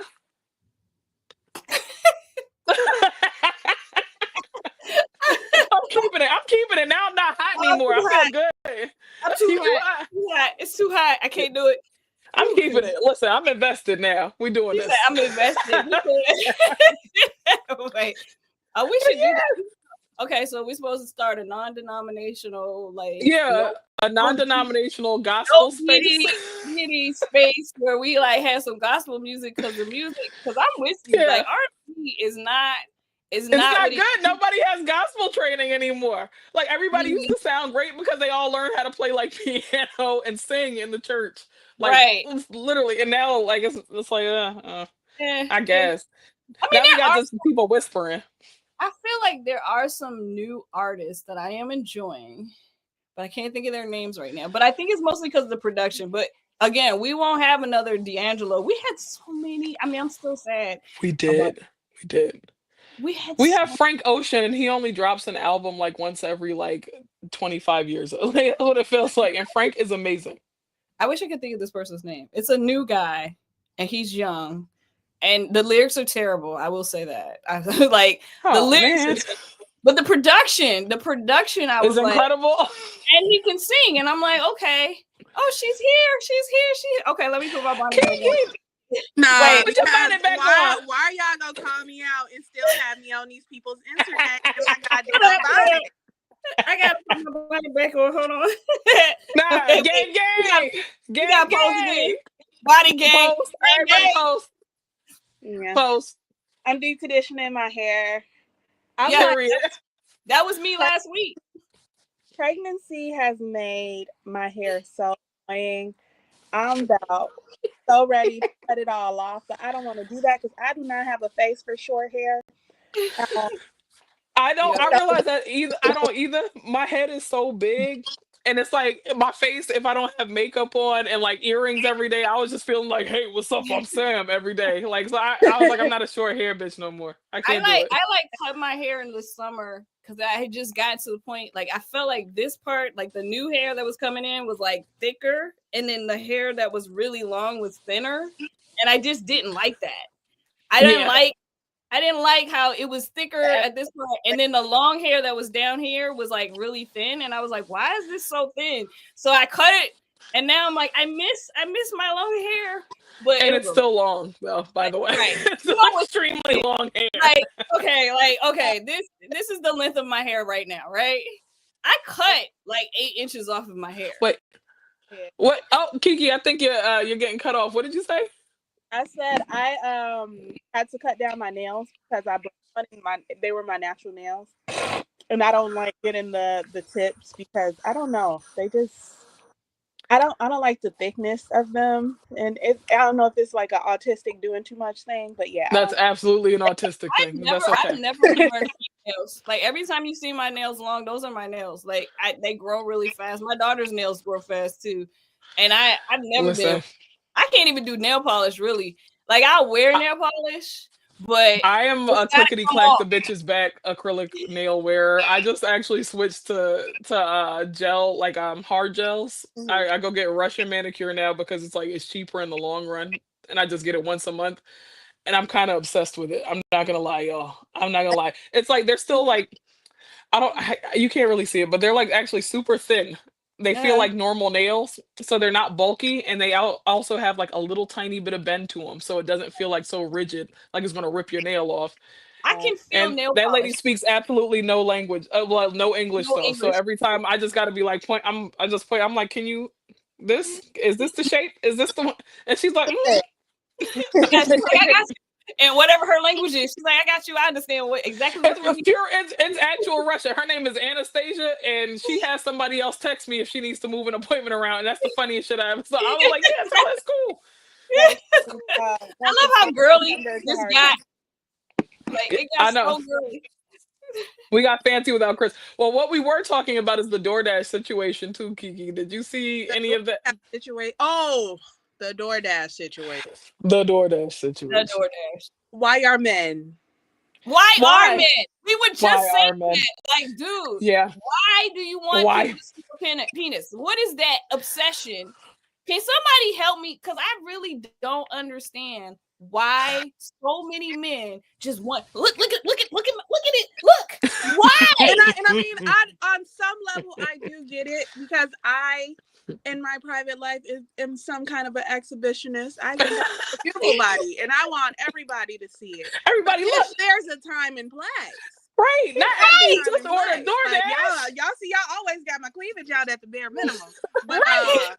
you know, I can't be having my nipples out there. We still have to function in a society, sir. Right. I was like, y'all are too freaked out. I was like, this is my thing. Before I even saw the full video of the girl exonerating her, showing that she didn't lie and that this man is a freaked out weirdo who had his dick out on the couch in plain view of everybody, I knew she wasn't lying because I don't live in a fucking porno. And I know for a fact that if I order food, like there's not like a not all the time anyway. But if I order food, I'm not expecting someone to, to come in my house and be like, oh man, do you want me to leave the bag right here, man? Like, I'm not, get the fuck out of here. I was like, what world are y'all living in? And like, there's so many, them saying like he had to be passed out still will blow my mind till the end of the earth. Because he passed out. So let me get this straight. He's so drunk and high that he passes out. But before he does that, he's like, first, let me order this sandwich and pull my pants down to the ankles. You know what? That is not and I'm speaking from personal experience. That's not, because let me tell you, there was this one time, all right, and this was when I was what are you about to do? Listen, hear me out. I'll just say something so crazy. Hear me out. I about 6 years ago, right? I lived in this like high security apartment building because it was in the hood, and me and my friend Con in a fifth case, we were having a night, and we were drinking, and we were having a good time, and we were like, we're hungry, but we don't want to go nowhere, and so we ordered food on Uber Eats. And when I say like the second that we put in the order, we passed out, and then we wake up and realize that they came with our food, couldn't get to us, and then left. And we did that no less than 3 times. No, so but you know the difference is y'all didn't leave the door open and pull your goddamn. Yeah. No. I was just speaking to the point of like, it's not crazy. I've absolutely fallen asleep. But that part was clearly intentional. Clearly. Yeah. And I've fallen asleep waiting on an order of something before. Don't get me wrong, but they usually just leave it at the fucking door. Like, go ahead and leave after that. Like, I wouldn't fall asleep with my pants down on the couch. Like, I can't even. With the door open. Let's talk about the door open. You had to walk over and unlock and open your door wide and leave it open and turn the lights on in the house. Like, turn all the lights on. You gotta walk back from the door. Pink wiener, pink dick, and full view of we gotta walk the from whole neighborhood. Just be on a sausage and get out. And it's like, hang it. The amount of men that really want women to see their penis. Like the reason why I hadn't even seen the video. I'm not on TikTok. I had just been reading about it, and I already knew. I was like, this dude is a predator. I know He's this a because pervert. I have seen men do things like this my entire life. Men do stuff like this They on a do. regular basis. Women They really do. promote this on a regular basis, and I'm happy she posted the video because I feel like we should be posting these dudes. I mean, I did one time. Dude sent me a dick pic on Facebook, and I posted it. I got banned, but he sent me his penis, so I posted it. Because I think you should.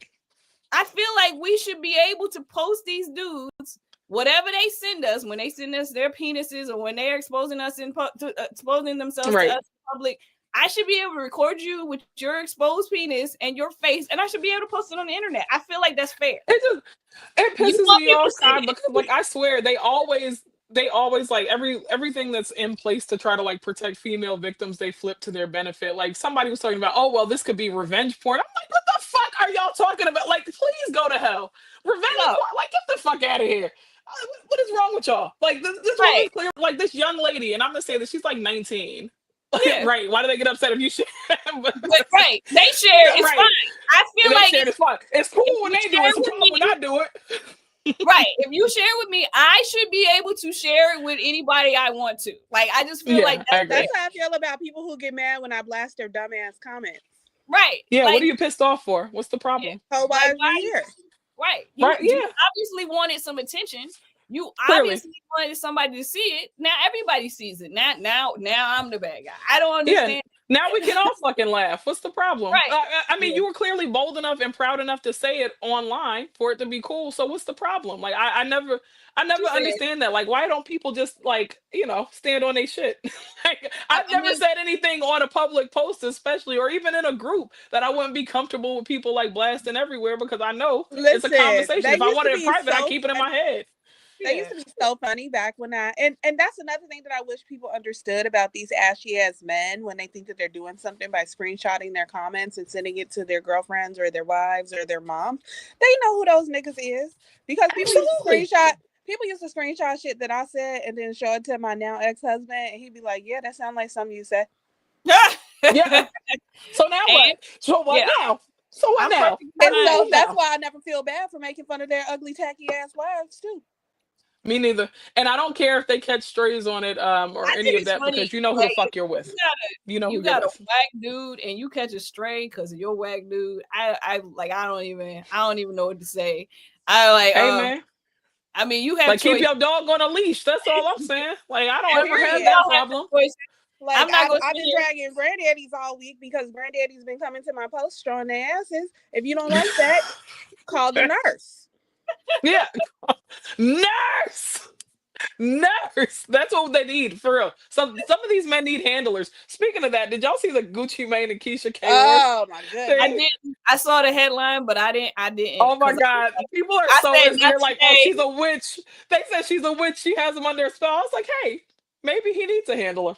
I don't even know what happened. I scored. You know me. Gucci Mane got diagnosed with bipolar and schizophrenia. Okay. And part of it may have been drug induced because Gucci Mane used to do a lot of drugs. All of them. Keisha Kaur, all the drugs. Keisha Kaur held him down, quote unquote, in prison, and made sure his money and his estate and all that was right. They get married when he gets out and all of that. Everything's been cool. But now every time he like wanders off in an interview, Keisha goes, nope, that's not what we're talking about. And he's like, okay. And I'm like, you know what? Let me tell you something. His teeth are good. He has a fucking 6-pack. His skin looks fantastic. He drinks his water. You don't see him in no bullshit. Maybe he needs her. I don't know what to say. Like, what's the problem? The thing that irritates me is that Keisha's is now selling one-to-one consultations. That she should not do. Don't do that. Let's just point out. Don't make it a hustle, bitch. I'm trying to help. Men who have wives live longer. They have better mental health. They have better jobs. They make more money. They make more money. Yeah. When you say men need handlers, it's been a wife the whole time. Why do they need men's handlers? And now that women are rejecting the idea of marriage in a lot of places, That's and why that they're so fucking crazy. They need a handler. they're so crazy because they don't have no handlers anymore. There's no. But Keisha Kr, let me say that though, to address that shit, she should not be selling any like what license or accreditation or doctorate? What does she have? And What she degree charged you does she like have? $600 I for stayed with a That's crazy man for 10 fucking years. nuts. Right. And You you bet know you ain't what? expect Them y'all bitches staying with a I'm gonna crazy play man it too. because they love thinking that an influencer has the answers to their life. That's how that Ashley Massengill lady made all that damn money off y'all. That is crazy. The whole lady. I really hate coach culture. I really do. Yeah, And Ashley I've Massengill. kind of sort of found myself in a similar place just because I now make self-help resources, and I am considering like branching out to course resources to accompany my journals. It's just weird because like I'm not a therapist, right? Right. I'm not, and I think that a lot of people just want something to replace that when they should be using those resources in concert with a fucking mental health professional. Right. So every time somebody reaches out to me, and people do ask me for advice all the fucking time, I let them know like, hey, one, not a therapist, boo, and two, what works for me and in my life might not work for you in your specific circumstances. For example, if a nigga is nigging around me, I have all of the power and privilege to tell him to get the fuck out, to kiss my ass, and to never talk to me again. But if this is somebody who's like your abusive boyfriend, you might not have those same resources. You don't exactly have the that. same resources, right? And so like, yes, be inspired by, but like also recognize that every person's unique situation calls for a unique treatment plan, and that is what a mental health professional provides. Right. I also think there is that little bit of also in your particular circumstance, Kiki, it's that idea, like, like we love, even in this woke book community, to build up a god just to see them taken down. And I think sometimes people want, to specifically get advice from you just so they can say, oh, this didn't work, and oh, she was weird, and and it becomes a entirely different thing. It's just the actual purpose of it is to try to That's like why I tear you love down a little telling the bit bitch later. no, because I can when I Exactly. say that You I can can see it spot those types. all the I can time. spot those types.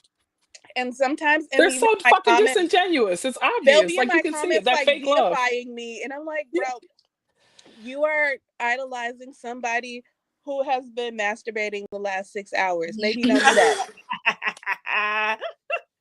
Try something else. I beg you, Maybe do reconsider. not see me as the Pentagon of human achievement right now. Okay, Bro.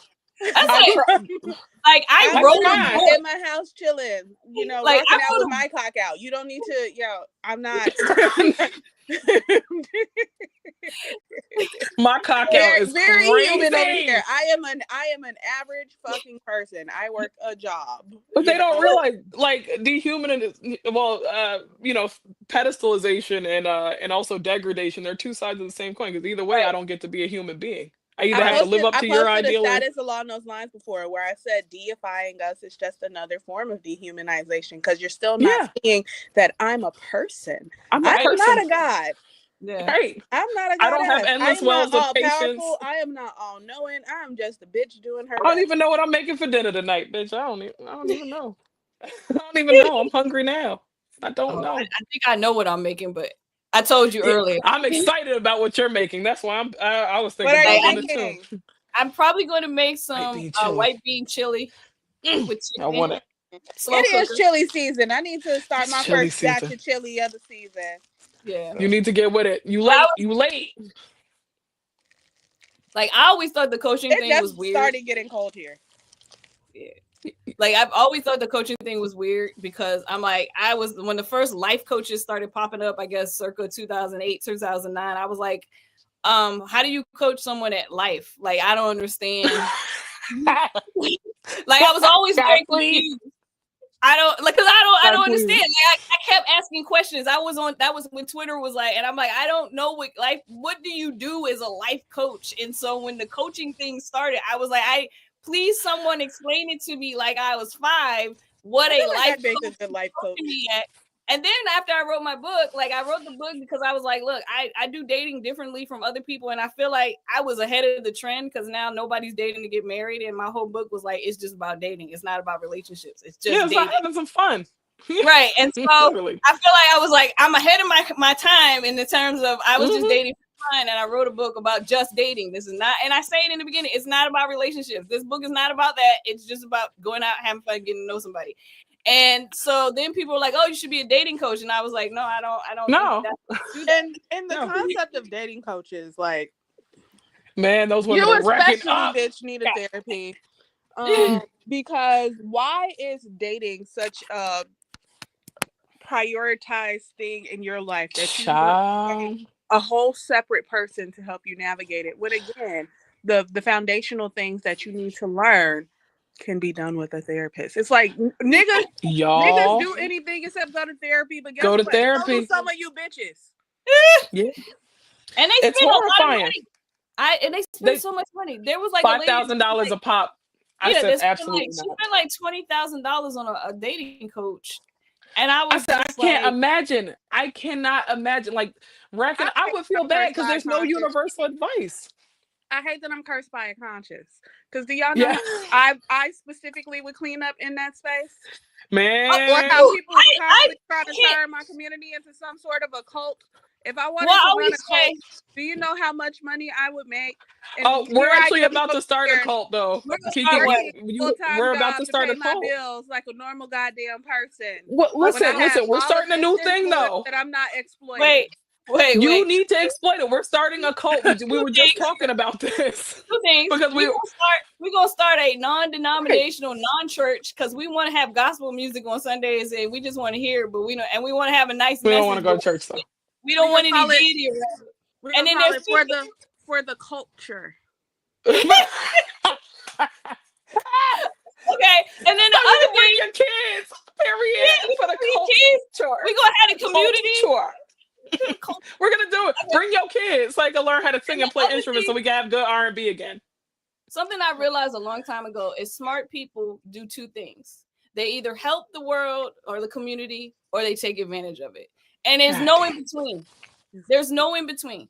I've just noticed that in my lifetime. Really smart people, like if you're extremely smart, you either going to take advantage of these idiots out here and get what you want for yourself, or you're going to try to do your best to help them. And there's nobody in between. There's just those two extremes. You know what? I'm sorry, y'all. I might go to the dark side. Like, there's too many MLMs popping off. There's too many MLMs popping off, and they keep on going. Like, if one more person tags me in something, or I get like a, "Hey, hun, can you do me a favor?" inbox talking about, all right now. No, I can't. No, I don't want to be a part of it. Where they're like, "Do you want to help? Do you need help starting your own business?" And I'm like, no. "Well, bitch, if you had talked to me at any time in the last 15 years, you would know that I have one." Right. That's what I'm like, babe. No, I don't. And it's like, no, I don't want to sell doTERRA. And also, this ain't your fucking business, bitch. You are an independent contractor with no benefits. Oh, lady, you're a worker. By convincing other people that they're gonna be the boss, bitch, you're not. It just keeps going on. And then it's like, you know what kills me about that? It's not just, and I made a post about this before. It's not just that you're trying to scam me and extract resources from the community that, I am in, that I am a part of, right? It's not just that, because that's enough on its own. It's that you think I would join a cult that I wasn't the head of. Like, because what type of uncharismatic, corny ass bitch do you think I am? Like, get the fuck out of here. Like, come on, be serious. Be serious. You think I can get a bunch of fucking followers? Like, come on, man. Be serious. I don't know. I know I was with my mom. I was probably like 17. We accidentally went to an Amway. It's an Amway meeting. Yeah. Like, oh my God. That was crazy. Everybody gets got by Amway. Y'all just gave me a flashback because it's a cult and it's so scary. It's all a scam. And I just remember it was a dude in there because they try to get you on. And he's like, "We're fired up," and I was like, "What the hell is going on in here? This is we're not." So yeah, I've accidentally been in an Amway meeting, and those people are crazy. Like I don't. But wait, hold up. But do you see how what we were talking about before? How churches get people used to being fucking mentally pimped in that way? Yep. You know what I'm saying? Like he's like, I'm fired up now. All he had to do was fired up for Jesus. That's why so many of these MLMs are like Mormons, because they are already in a cult. They're already programmed to believe cult mentality. Yeah. I Whereas want to it's do a a deep lot dive harder on to this. convince someone. Yes. And there's also studies that show that religious children and children who are raised religion have a harder time telling the truth Distinguishing from fantasy from fantasy, reality. Yep. from reality than children who are raised non-religious like mine. And so, because I don't know. I just listen. did a video. I just did a video yesterday, Kiki, about why are Black women still in the Black church? Like what's going on? Like how are we still supporting this structure that is not supporting us? I don't understand. Like I just want to I don't understand get it. how you still Which there. is why we're doing our thing for the cult. Sure. You see, this is why we have to. We need. We need. All right, look, you know I'm down. down. I do, like I will say, like I was telling you earlier, I do miss some aspects, not a lot. I miss the community of the church for certain. Right. Absolutely. Just a Absolutely. consistent group of people in one place with a common goal. There's power in that. Yes, There is. But not for that. No, Yeah, not to get pimped. Not like if I can't, like I can't stand seeing the pulpit full of men and the women can't even go to the main podium. They gotta always be on the side. I can't do that. Like I can't. A pulpit full of men that are fucking half the congregation or a third of the children in the church. Like I'm sorry, like it's insane. Like it's insane the amount of abuse that goes on in these situations, but to the female congregants and the children of all genders and ages in that church, it's horrifying. Like, and it just sets you up to be predisposed to be continuously pimped throughout your life. It's silent acquiescence to a whole manner of things for no real goal except the exaltation of one random man who is now interpreting a book for you, a 2,000-year-old book for you. Like it's Baby, come on. I grew up in a church, which I know is probably hard to believe considering that not at all. I'm not only an atheist now, I'm probably the atheist now. But my family has a church. Like I have uncles who are pastors, and we grew up going to their church, and they still have a church to this day, and my family goes to it. And even from a young age, and I blame the tism for this, I was always a person that did not readily accept things that I was told. And so once I learned how to read, which happened independently around age 3, and could really comprehend, one of the only books that we had in the house was encyclopedias and the Bible. Right. And I would read both of those things all day, every day. And especially when it came to the Bible, like when I came across a direct contradiction, I have a cousin that's a pastor. Let me ask him why in this section it says, we are responsible for the sins in our father, but then in this other section it says that we aren't. That's a direct contradiction. Shouldn't a all-powerful, all-knowing God be able to not do that? And that's exactly the thing that happened to me. I started asking questions. This is in the video. I started asking questions, and one year I was like 12 years old. The Bible study teacher told me, "You ain't got nothing but the devil in you," because I was doing the exact same thing, and that was when I made the realization that maybe this ain't for me. Like this is not the place. It's like if you start questioning them, they don't accept your curiosity as childlike, and they don't. And if I were to get Mark up here right now, he would talk to you about this for 3 hours. Yeah. Mark, you're a threat. Because you're asking questions, you're a threat to the structure that they have built in place. Absolutely. To keep control. So if you start asking questions and you start pointing out contradictions, then you're going to make other people start asking questions, and other people start pointing out contradictions, and then the whole thing falls apart. So they got to get rid of you. Did they make you the enemy in the family? Because no, not necessarily the enemy. It was just like that girl's too smart for her own good. It is. Oh yeah, always. It is. And period. And I will be. Like that's what they do though. So it's so what that taught me from a young age is that there are certain questions that if I want answers to them, I'm always going to have to answer them, seek out the answer for myself. Because if I just went along with, the cherry picked scriptures that were considered relevant that week instead of reading the Bible in its entirety, which I've done no less than like a dozen times in my life. Same. Like, you know, I my read a lot of understanding of religion would be very different because it would be very limited and subject to whoever that pastor's is agenda. And that's just kind of a what's it called, like, theme for my life of like what the world is going to tell me is going to be their version of things, and if I want to learn the truth, I have Yeah. to do the entirety of the information for myself and then make judgments based on based on that. And I think that that's why I am the person that I am. Yeah. I yeah. think that's the best way to be though, and I think you should teach. We should be teaching children to seek out information and understand the source material. And I think it's Absolutely. important. Like I've read so I had a different path. Like my parents were both raised Christian. My father was raised Catholic and my mother was raised Episcopal, which is a whole different thing. Not AME Zion, straight Episcopal. My mother converts to Islam when I was 3 years old. So I was raised like Your I was mama was raised just Muslim. doing stuff. All right. Listen. She converted to Islam. So, I was raised like Sunni, partially. And then when I go to my grandmother's house, she was like, I don't give a fuck about none of that nonsense. You're going to church. You know what I'm saying? Like who absolutely did not care. Now, mind you, two of her children are Muslim. Two out of like five living children are Muslim. I have like a full host of like Muslim cousins and Christian cousins as well.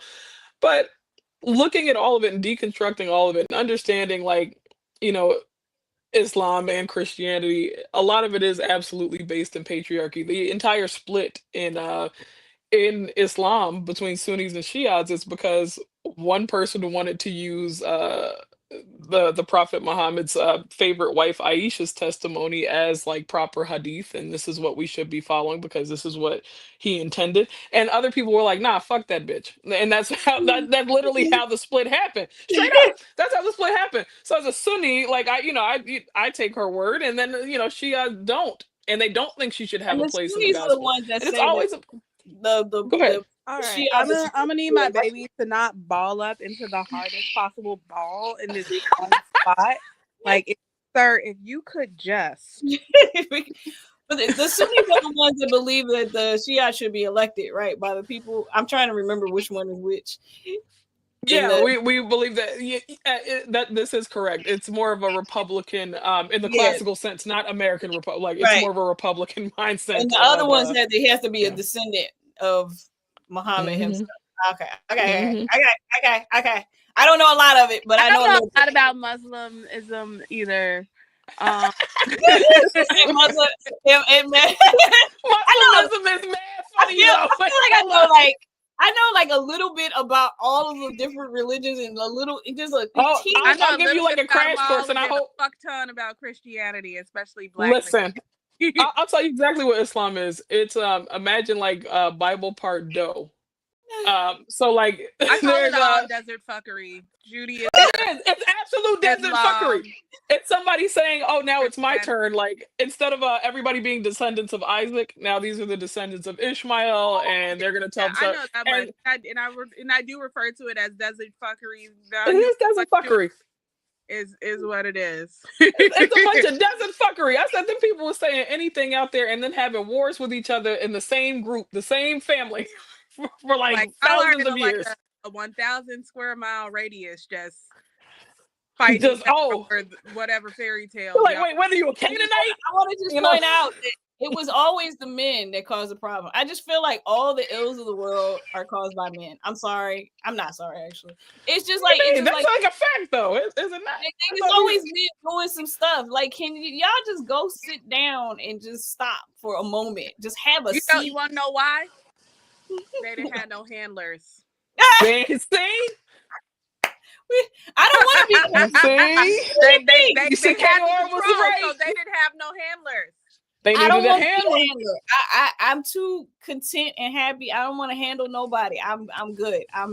I just prefer my peace. I just don't want to handle anybody. It's too much work. And if you can't handle Listen, yourself, good luck. Exactly. I don't have a partner I gotta handle. He handles himself just fine. I don't get You gotta embarrassed be on the internet or nothing. At good this at point in my handling. life, Because I I don't imagine want that. any of them at all. Is I, how it is, and I know Fair. that's ironic considering I'm pregnant. So there's somebody around here somewhere. Oh, But stop. That doesn't mean anything. but Listen, like, I I never want to stand be on it married still. again. I never want to cohabitate with a man again. ever. I just want a man who's gonna show up and be exactly who I need him to be for exactly as long as I need him to be, and then get the fuck out of my house. Listen, I don't know. Look, Mark I does can't the imagine laundry goofy and all ass of the wife. cleaning, so I don't. Guys, I'm sorry. I can't. I'm joking. Like goofy man's Mark really wife does do all the cleaning. like you think She's about my it, wife. she's got to monitor what he says. Like, do you realize how much That's fucking crazy. But I mean, at least there's inherent compensation in that for her, right? Like inherent immediate compensation. Like Gucci does, he does what he's supposed to do. She managed to help him keep his mouth shut. That at the end of the day, that is enriching her, right? But bitches are probably going to pay her $500 so that they can learn how to do that for Chucky who works at McDonald's. I'm not able to do it. What's that song? Can you do it? I'm not gonna be able to do it. Get somebody else. I'm not gonna be able to do it. Can't do it. You can't like do I it. couldn't imagine. That's a life. Like that's certainly a choice. That's certainly a choice. And she's keeping him healthy, so he'll be around for a while. Like this is something that she's gonna. See, that's the other thing. We don't recognize the power of feeding them high blood pressure food. Our foremothers. Where are the ham hocks? Where are they? Out of here by 55 so we can live the rest of our lives. Thank you. They knew what it was. They knew what it was. They knew what they were doing. They was getting them on up out of here. Right. The pipe and slippers routine was important. Bringing them that pipe was important. She was trying to give them cancer. I said, what part of that don't y'all get? Like the women knew what they were doing back then. They knew. Yeah, give them a cigar. Slow poison. Give them a cigar and a few glasses of whiskey every night. And a steak. Let's get that liver hard and enjoy that shit up. Wrap it up. He said, here for a good time, not a long time, baby. Need that pension, sir. Need that pension. Yeah. Right. For the rest of my life. All right, I'm gonna switch the topic because we almost done here. Can we talk about? Are y'all ready for this? I'm scared. Well, bitch, if you giving disclaimers, probably not. Can we talk about? God, what is it, Lord? Miss Megan. Oh yeah, we can.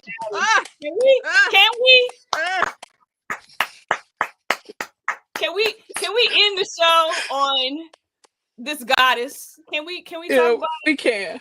That was the greatest music video I've ever seen.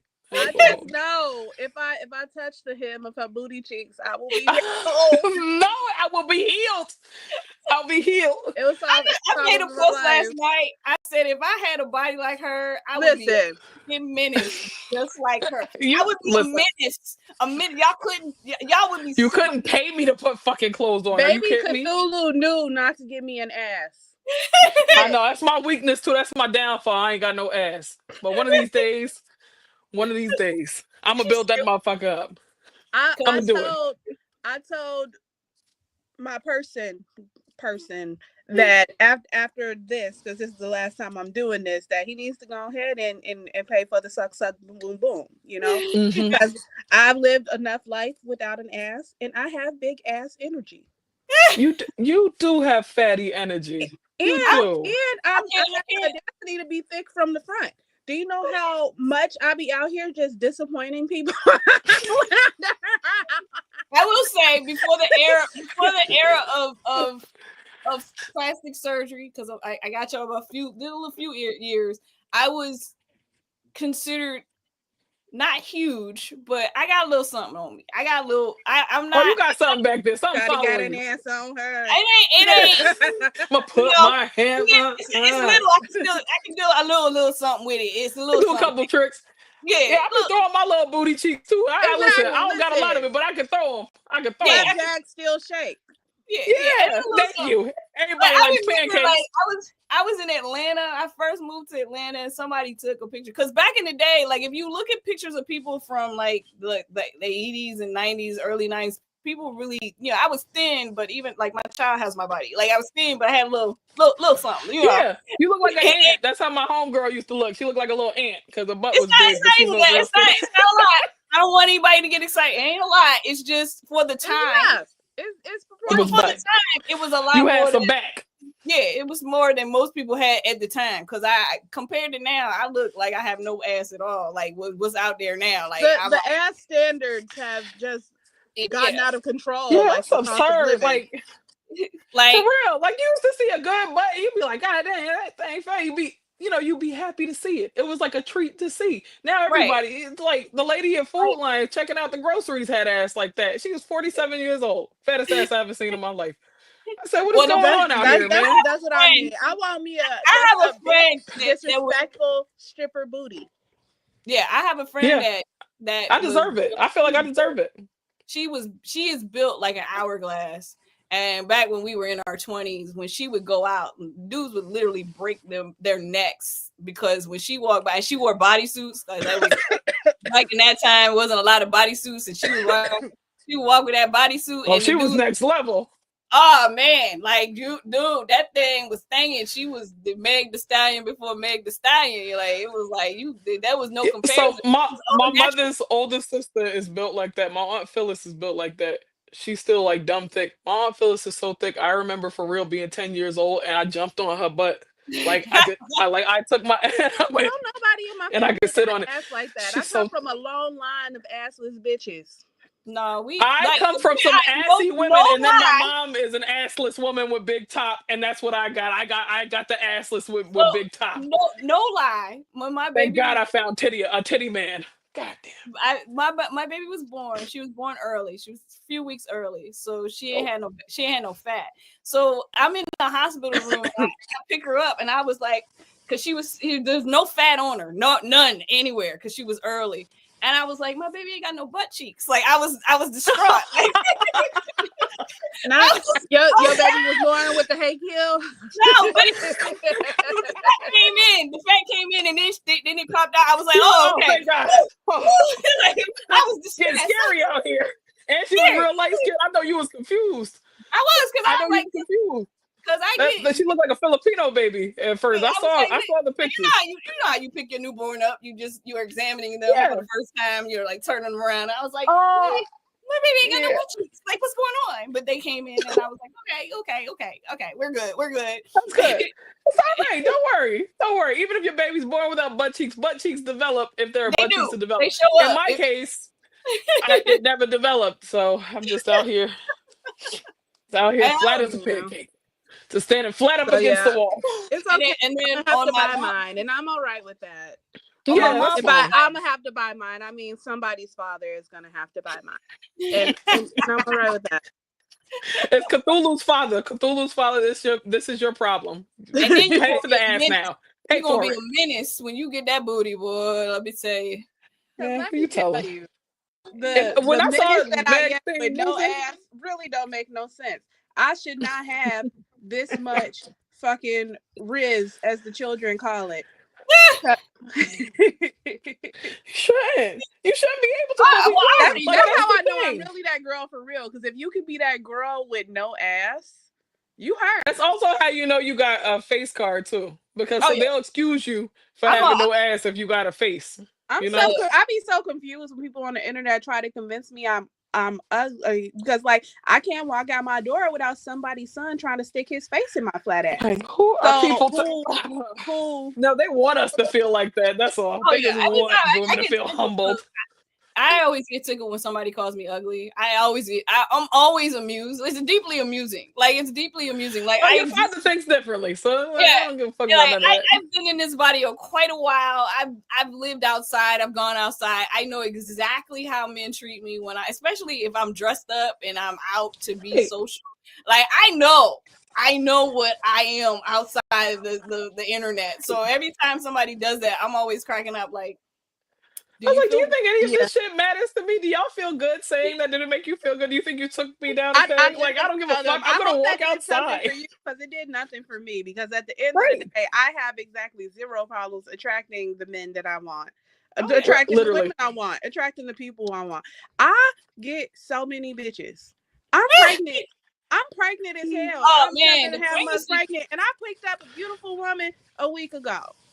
let's I'm just her. All right. yeah, no, pregnancy doesn't take away your beauty. People are attracted to pregnant people. No, In fact, people when I love I have pregnant so people. many stepdaddies lined up that I have to remind daddy that like don't get out of line. You must not know about me. You be hitting them with that. I can't have enough. Speaking of which, y'all, I saw the funniest TikTok of my life last night, and I know we gotta to move on, but it was the funniest shit I ever saw. This woman got back with a man just to cheat back. And she goes to his house and he's throwing her clothes out the window and she's laughing and picking them up, talking about, you must not know about me. I said, oh my God. So shout out to my Mexican sister for doing this, whoever that Mexican lady was. That was the funniest shit I ever saw in my life. Please Wait, keep it up. I love that. okay. I I wish don't know. that Love I had it. the dedication to be that petty. Oh, Like, me too. because Oh my God. I haven't been that petty since my mid. No, wait. This story that these white women told, I don't know where this video is. I saw it like last week. Some What white, happened? some white lady somewhere found her boyfriend on Tinder or something. So they made a fake profile. She and her friends made a fake profile, matched with him, set up a date. It's like an hour away from where they live or something. Waited for him to get all the way out there, then let him sit there for a little while, like he was waiting for the person. Finally, they messaged him on the app from the fake profile and said, "Oh, I saw you and you weren't what you look like in your picture, so I decided to leave." And then when he drove home to his girlfriend, she broke up with him because she said, "You're really falling off, like physically." Like, Yes. Oh my I God. was like, Destroy that man. this is diabolical. I was like, not only Oh, did they catch him cheating and trying to get away with it, they gave him a full complex on. I was like, dude, this story is epic. I wish I that could man find it. was sucking on the barrel of a 45 that night. I promise. I am taking He's no. trying. They toxic That is queen. amazing. That's That was, amazing. I was Good, like, good these for young her. folks. I'm proud. I was like, I couldn't even think of something that That's what I'm diabolical. talking about, young sisters. I was like, I'm You all know for what? this. I feel like after I had this baby, and I feel like I want to date again because that's just who I am as a person. Listen, I told y'all I don't ever want to get married again, and I am poly-leaning by nature, and so Yes. anybody who engages with me understands I'm not here to be your wife. Right. And so, but I do kind of miss dating. I like Obviously, dating. I could date while pregnant, but I just think it's just a little bit tacky. Just a little. I haven't I dated. wouldn't shame you for it, but it is a little bit fucking tacky. It's kind of hilarious too, though, when you see it out in the wild. I love it, honestly. I'll be like, you know what? Live your life, man. That's I kind of stopped down funny. it. But like for me, I haven't been dating recently because my family life is all kooky right now. You guys know about my mom and stuff. Mm-hmm. But the dates that I went on this year were really good. Really, really good. Like the ones before all of this, before the summer and everything that happened. It was like I was doing all right. I was having a good time. Yeah. And then I think was it Jamila Lemieux was talking about the men in LA don't approach women or something like that. Yeah. Like there's something going on there. And I realized that They approach white women just fine. I from always what I can forget see. you're in LA because in my brain you're no, I'm not in LA. I'm in Northern Cali. I'm up near Okay. San Francisco. But I've been to LA. But Cali in general, in my brain you're in Atlanta. Because I have so many friends. I heart. lived there for so long. I lived there for 8 years and I have so many Atlanta connections. Like it probably people just assume I'm still there. I haven't been in Atlanta for 11 years. So I don't know. Like people would never. Shit. And I lived in Boston for a long time. I have a lot of Boston connections too. It was very strange. But like the men are like attacking Jamila for saying, you told us to leave. The women said, leave us alone. And it's like, You're ready to fucking go. Shut up. again, why are men? Why are men? Like, let's just. Shut up. It's like you about to make me say some words I'll never want to say. I kind of agree with that. Listen, I'll be honest. I would agree with it if they were actually saying this and good being faith. genuine. Yeah, in good Right. faith, but they're not. Because you guys weren't like, approaching black right. women in It public. is kind of right. Like that we can't say that, we want to be left alone in public, and then also why doesn't anyone approach us anymore? Like, and it's I one don't thing feel if that it's way. like if it's like I think it's one thing if it's like they're not approaching just specific subsects of women, which is what I've seen. And I'm not That's in what I LA. see. I'm not That's in what I LA. see. I'm not in Yeah. LA, so I can't speak to that because I have seen So it also about Black women in LA that they're yeah, not approached. So maybe the women in LA specifically are seeing men still approach white women, but then also we have to think about the fact that white women have not been as loud in discourse about wanting to be left alone in public. yeah. Well, I will say And they're personally, much more likely to be pick-me ass bitches too. I'm okay with men not approaching me because I'm tired. Like I have to say, I went through it was very difficult through my 20s and 30s, and I feel bad because my daughter is getting to that age where guys are kind of in her face, and I'm like, I'm sorry that this is like a gift and a curse. You're an attractive young lady, people gonna be in your face, and it's annoying. And Men have not left me alone since I was 11. Right. And it's like I get leave me alone when you see me out doing stuff that's not conducive to approaching me. Like this is where I'm at. Like if I'm at the grocery store and I'm trying to get my groceries, I don't want you smiling and cheesing in my face while I'm doing my grocery shopping. Now if I'm at a bar, I cursed the man out for approaching me with my kid. Right, exactly. Yeah, it's weird. If I'm at a bar weird. in a social setting and I'm there to meet people and talk to people and socialize, please feel free. It's a great time to come up to people. That's a great time. Yeah, I'm very different on that because if I did not come there with you, don't talk to me. She said, but you work too. Again, that's your second job. You're also professional in some cases because too. I'm in Chicago and guys can be really aggressive and annoying and persistent. And if I don't make it known immediately that like leave me the fuck alone, that's like a guy will try to swallow up your whole night that you just wanted to spend with your friends. Right. And so they will. It could be just where you are. I'll be honest. I'm enjoying being left the fuck alone. You too, because for whatever reason, even though I am the person that I am, the type of men that seem most attracted to me are ones who think that they're like alphas and dominant and blah blah blah blah blah. And like, sir, that's not do real. you want to be on a leash in my basement? Because that's what I have to offer.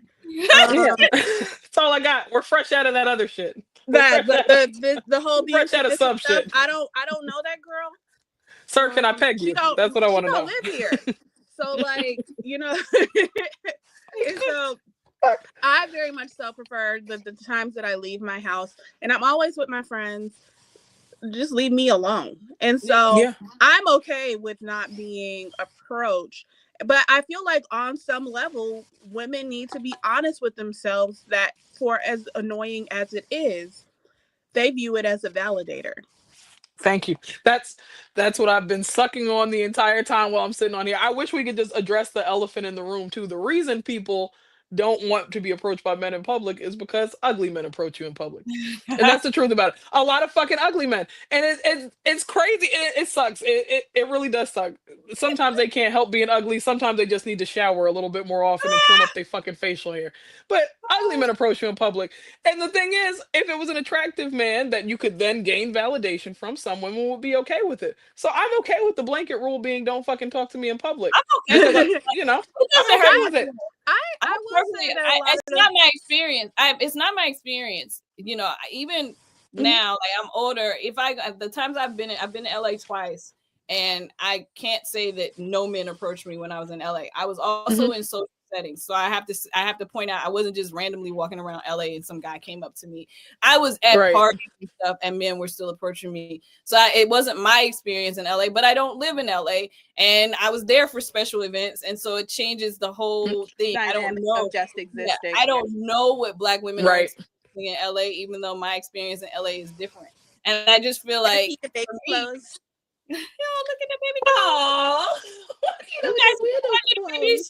So I'm okay with you not approaching me. I'm perfectly okay with it. Like I'm just like cool. Like I've spent most of my life with men in my face. I'm okay with men not being in my face for forever. Actually, it's fine. I'm not even joking. If I ever and I seldom have to get gas, like I said, like Mark does all that shit. But if I ever have to go get gas myself or gas my car, I literally will wipe my fucking eyebrows off and try to look as mean as possible going in there. Don't talk to me. I don't want to talk to you. For real. Not Like, it's wiping a off bit of your hard day. eyebrows. You know what you I do instead wipe of my wiping them eyebrows off? off. You know what you do instead of wiping them off? You What? draw them on higher so you look more severe. I tell leave me alone. Then just look at them. Give them the people's eyebrows. I should just draw on a mustache. Honestly, that's what I should do. I should just draw on a mustache. Leave me alone. Literally, they want to Yeah. get your attention. I mean, they just oh god, like I said, I remember one time I was at a job and a motherfucker started, a dude started having a bloody knuckles competition in front of me, and then one started doing push-ups. I said, "What the fuck is happening right now? What is I happening?" used to arm wrestle men in bars, and I would win. I just think they're about not strong no more. Again, They're not strong. Assert dominance. You must. Yeah, the reason was so I was confused. I was giggling. Like the dude was sexually harassing her. Is it men? Like the reason they're upset because they can't sexually harass us anymore. That's really what I'm saying. Like that's really what it is. Like they want to touch you out in public and shit. It's not just about approaching, because the majority of them are not going, "Hey, how are you, miss? I was wondering if I could talk to you for." It's not that. That's not what's happening. It's blocking your pathway, being in your face. Hey, Miss Lady, get the fuck out of here. I sing karaoke. I sing karaoke a lot, and I'm a pretty good singer. I ain't gonna hold you. And you know what? That's why we need you for the call. I was at karaoke, and there was this man who apparently thought that I was attractive, and instead of trying to initiate a conversation with me like a normal person, while I sang, he came and got super duper close to me, and then started stripper grinding. Right. And and mind you, I have a microphone in my hand, and I'm like, "Sir, do you know that I will shoot you?" Right. For real. Get away from me, bitch. What the fuck is wrong with you? Sir, please don't gyrate. I don't on someone interested. Remember, first of all, I hate male strippers. I don't like none of that. First, do not grease up and put on chat. No. Oh, it was a movie. It's one of those comedy movies. It was like a buddy comedy based on some guys they were at college, and one sent the sex tape with a new girl to his girlfriend. I can't remember the name of it, but in that movie, that the girl I think it's actually called sex tape. Well, it's not. In that movie, a girl goes on a bus, and she's on a Greyhound bus, and while she's there, she falls asleep, her shoes are off, and some guy who's on the bus puts her foot in his mouth, and she wakes up. You know what? I will call the police. She starts screaming, and she's like, "Are any guys just normal?" That's no. how I feel. Like, why can't you just be normal? Why do you have to be creepy? Can you just not do the creepy thing? Can you just? That's part of the problem. That's why women don't want men approaching them, is because you guys are doing weird shit all the time instead of just being freaking normal. Just be a normal human being, and if she says no, accept the no and move on. Like, that's the other part. Don't be persistent. I know the culture has taught you that being persistent means you win the girl. It doesn't mean that. We don't care. It doesn't mean you weird. Not with a bitch like me with oppositional defiant disorder and pathological demand. Not the ODD. I don't know. Say no. Once it's a no, it's a no. I know that persistence is all in the movies and all the romance movies, and the guys don't do that to me. But you know what? I actually have also seen a bunch of women do play into that, the toxic mindset of the more persistent he is, the more you should give into it. And I hate them hoes, because while you fucking, I hate them bad. Money. I hate the fact that you fucking up all of our shit, bro. Was my generation's movie, and watching it as an adult, Love Jones was such a popular movie. It's a great guy, great soundtrack. But as an adult, I watched it and I was like, dude is a full-on stalker. He's a stalker, and that shit is not cute. And it's not. And cool. Lorenz Tate looks good, but you are not Lorenz Tate. I want to say this to all the men out there: y'all are not Lorenz Tate either. And I would just like to say to Lorenz Tate, if you happen to come up to this video at some point in life, I would just like to say 2 words to you, 3 words: raw, and then also any hole. And yeah. And that's some. I want to say 4 till the room stank. But that whole stalker thing was it's not cool.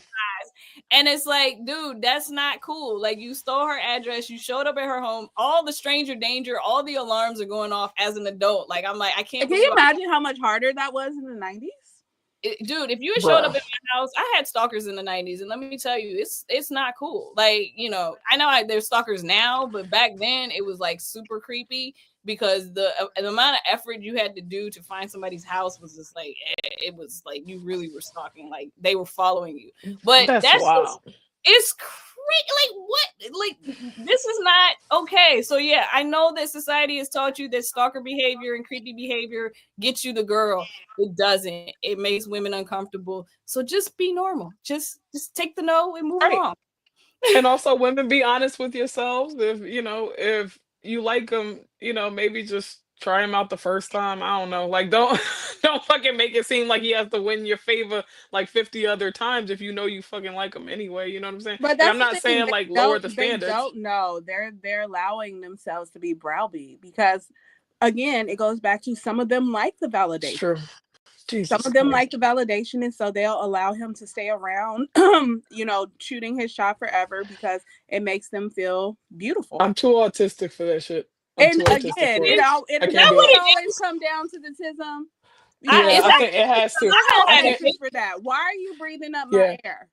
Yeah, I I don't. don't understand. I don't understand like that type of communication in which people don't just say what the fuck they want and what they mean like instantly instead of like trying to like beat around it or like trying to let somebody down. So like I remember like a friend of a childhood friend of mine's brother tried to talk to me as an adult years and years later. And he's a bigger guy, and this isn't fat phobic, but he's like morbidly obese. He was like 400 pounds. He's like 6'3" and like 400 pounds.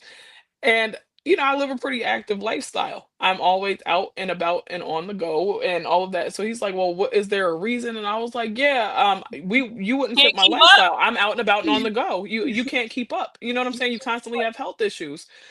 And I was direct about it, and people said I was so fucking mean for that. I'm like, "How is that mean? Like, We're what all, are we but playing?" the amount of times that they try to make girls feel like they're being mean because they rejected a guy they're not interested in. Think about all the people who those viral prom proposals or marriage proposals, and when the woman Right. says no, the girl says no. Everybody's like, "Oh, she was being mean. She could have said yes." The pressure on women and girls to acquiesce to a guy's, hitting on them or wanting them. Whatever they offer. Yeah, whatever they offer in the hopes of not being mean. Like, be freaking I ladies, can't be do it. mean. Yeah. Be Be mean Just and say carry it. a Just gun in case a nigga got a problem with it. you're right. Be right. mean. Like, say no if you don't like. So what if it's, and that's the other thing. Deal with hurt feelings. Your feelings are gonna Right. get hurt. It's like, and Like, it's okay. And I like we all experience rejection. It's okay. Like you're not yeah, gonna be everybody's cup of tea, women included. Like everybody right. be cool with rejection because like nobody has to fuck you. Like nobody has to love you. Nobody has to be Oh, with you. Nobody has to do I anything for wrote real, a for real. Substack article about this because I have been so annoyed by people co-opting like social justice language to essentially try to shame people for not being attracted to them, and it makes me so annoyed Oh yeah, for sure. because it conflates trying to be fucked with trying to be free. With liberation. And I don't fucking get it, bro. I don't understand that concept. I don't understand how people So are yeah, able to do that so you should check freely it and out like on my I'm gonna Substack. yeah, I'm absolutely going to. I do like your Substack, by the way, but that's a lot. That's a lot. I don't understand. I'm too, like I said, too autistic for that shit. I can't do it. I can't do can't it. do it. I don't understand these things. I don't like for real. It does not fucking like bode well for me. I'm like, why are we talking around what the issue is? Why can't we just like this is the fucking issue? Don't make it anything else besides the issue. And it's okay if people just don't fucking like you. What happened? What happened to being okay with that? I had a conversation on a dating app before I learned I was pregnant. Literally a week before I learned I was pregnant. Because remember, I didn't find out until I was already 22 weeks because I wasn't showing at all. Yeah, the And survivor. listen, and I was talking to a guy, and it just so happened to be that we matched maybe 2 weeks before my best friend's wedding. And I was one of the maids of honor. Mhm. Um, and I had like special responsibilities related to the wedding, have to get, the toast for my friend's side of the family. Cause we're kind of more than friends. Like I consider her my real sister because we grew up in a group home together. And so I let him know at that time, like, yo, nice to match with you. You seem cool. The next few weeks of my life are going to be super busy, though. He's like, okay, that's cool. I got some stuff going on, too. Right. And then maybe a week later, he texted me or messaged me. I didn't get back to him until maybe 2 days later. And when I got back to him, his response was basically like, oh, I don't think this is going to work because you're not available enough. And he was like, it just doesn't seem like you're that into I me. don't understand. And I'm like, sir, I don't, and I had to say, sir, I don't fucking know you. Why would you? I don't, like, I don't know weird you. way to start. Like, I don't understand though. I don't understand. Why would you feel okay? Like, if somebody says to me, I'm going to be busy for this amount of weeks, I don't bother that person for that amount of weeks. I don't understand. Like, They don't want women to have autonomy and control over our lives and our time, and they think our lives are supposed to revolve around a man. Right, you're supposed to be a helpmeet. You're supposed to help them and be there for them and their support. And if you don't drop everything in your life and automatically make theirs the priority, then you're not a good. Literally rather blow my. I just want to say, I'm not. So just leave me alone. Like, look, I'm good. Like, I like to go on dates and have a meal and kick it, go to an event, concert. I enjoy those things. Yeah. And then I like to go home and enjoy my space. Like, that's my thing. Like, that's my jam. I love having my own house and not having men in it. I don't even date men who don't have their own house, not their own apartment. They have to have their own house because I like to go over your house and dirty up your dishes. And I like to spread out on your couch. And, leave the stains on your bed and make you change your sheets. Right? Stains on your bed. It's so wild. Chill out. And you better do all those things or I will not be back, sir. Right. Like, you better be clean the next time I go over. I'll be honest, y'all, this is the first time I've ever actually enjoyed cohabitating with the man in my life was being with my partner is being with Mark. Like I said, he does all of the household chores as well. So I really cannot complain. Like, he's neater than me. He's more on top of things than I am. It's rare for men to be neat. Like, I'm gonna be just honest. Like, he's incredibly neat. Just this morning, I was pulling out this chair that I'm sitting on to do this, and he's like, "Hey, there's dust on the bottom of that. Let me get that before you sit down." And I'm like, "That's a king right there." I said, "That's a king." Does he have a brother? Because I've been trying to order one of those, but they keep telling me they're on back order. I think they're way back order. He does. You don't want to know. He in jail for murder, child. I don't. Oh, all right. Okay. He is from South Philly. It's skipping inside generations. you. There are tools.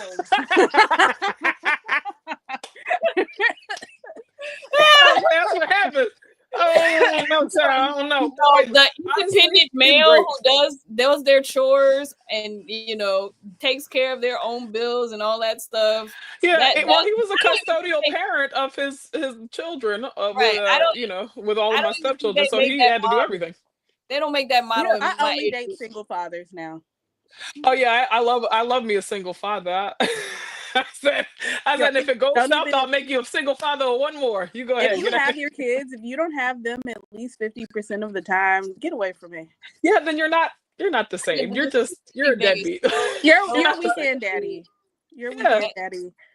You don't actually know what it's like to be a parent for real, because weekend time is chill time. You just ordered them a pizza and take them to a museum sometime. And wow, you're fun dad. Great father. But like doing the actual work, like picking them up, taking them to school, cooking them dinner. Exactly. That's for real father. Like, and the whole reason that I am pregnant right now is because that's who my baby daddy is. Like he is such a fantastic fucking father. Like I watch him with his boys and he's just so intentional and he loves them down and he does everything that he's supposed to do for them. And before he got married, he had a son before he got married. And the mother of that child lived in Wisconsin and didn't want to come back to Chicago.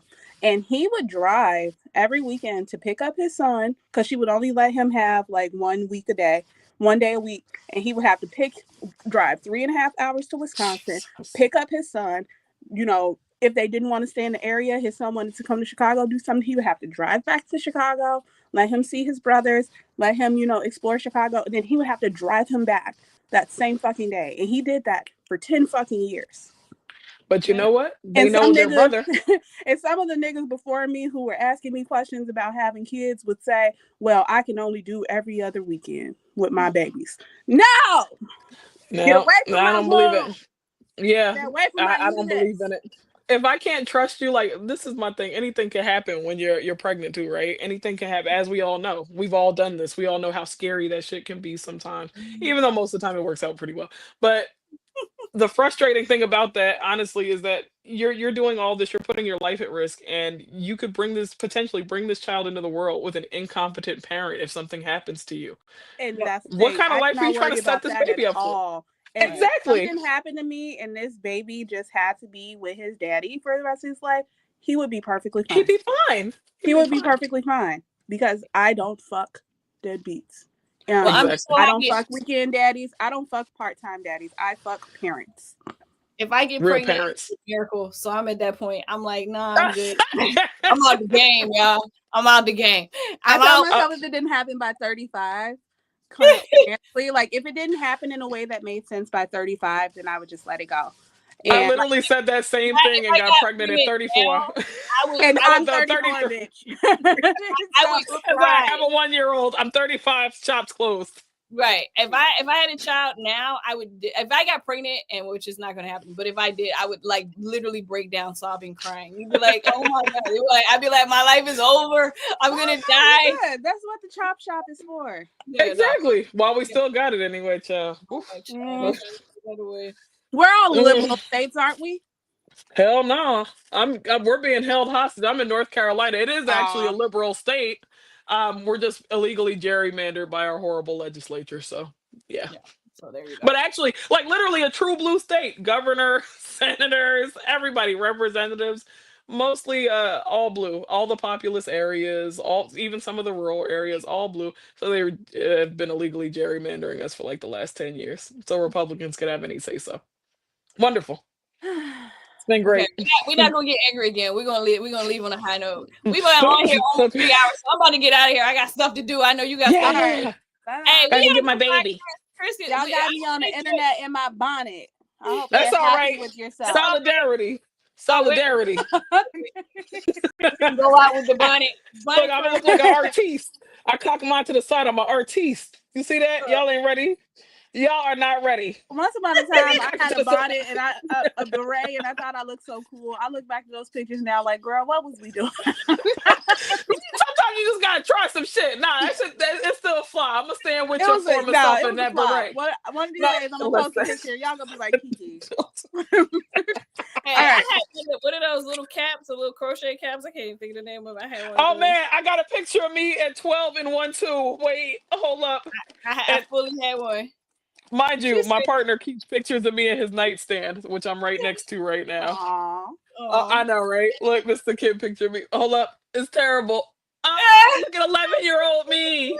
Look at 11-year-old me with my crochet hat on. I had my little crochet hat. I gotta find it. Girl. Embarrassing. I'll scan it. I don't understand how I had a crochet hat and a relaxer though. What was going on there? I was like, everybody. I was like the only natural hair person at the time. I begged for it. My mother was like, "What are we doing?" She said, "What are we doing?" I like our I don't want her to talk either. Our impromptu girls' day. Okay, that was cool. That was fun. fun. Thank you, Kiki, for jumping in again. Thank you. Go ahead and wash out this deep conditioner and do something with my hair so I can go do something chicken headed tonight. Yes, as you should. As you should. I'm on lockdown for at least another month or two because I'm taking care of my mom. So yeah, somebody invited in another month or two. Do all the chicken head stuff. Yeah, please. Bald headed whole shit. Bald headed whole shit. Put it in a handstand. Throw it in a circle. What? I can't wait. Take you through there, like out there. We out here. Oh my god! All right, we out of here, folks. Real. It's been real. Bye. Hang on, ladies. I will talk to you after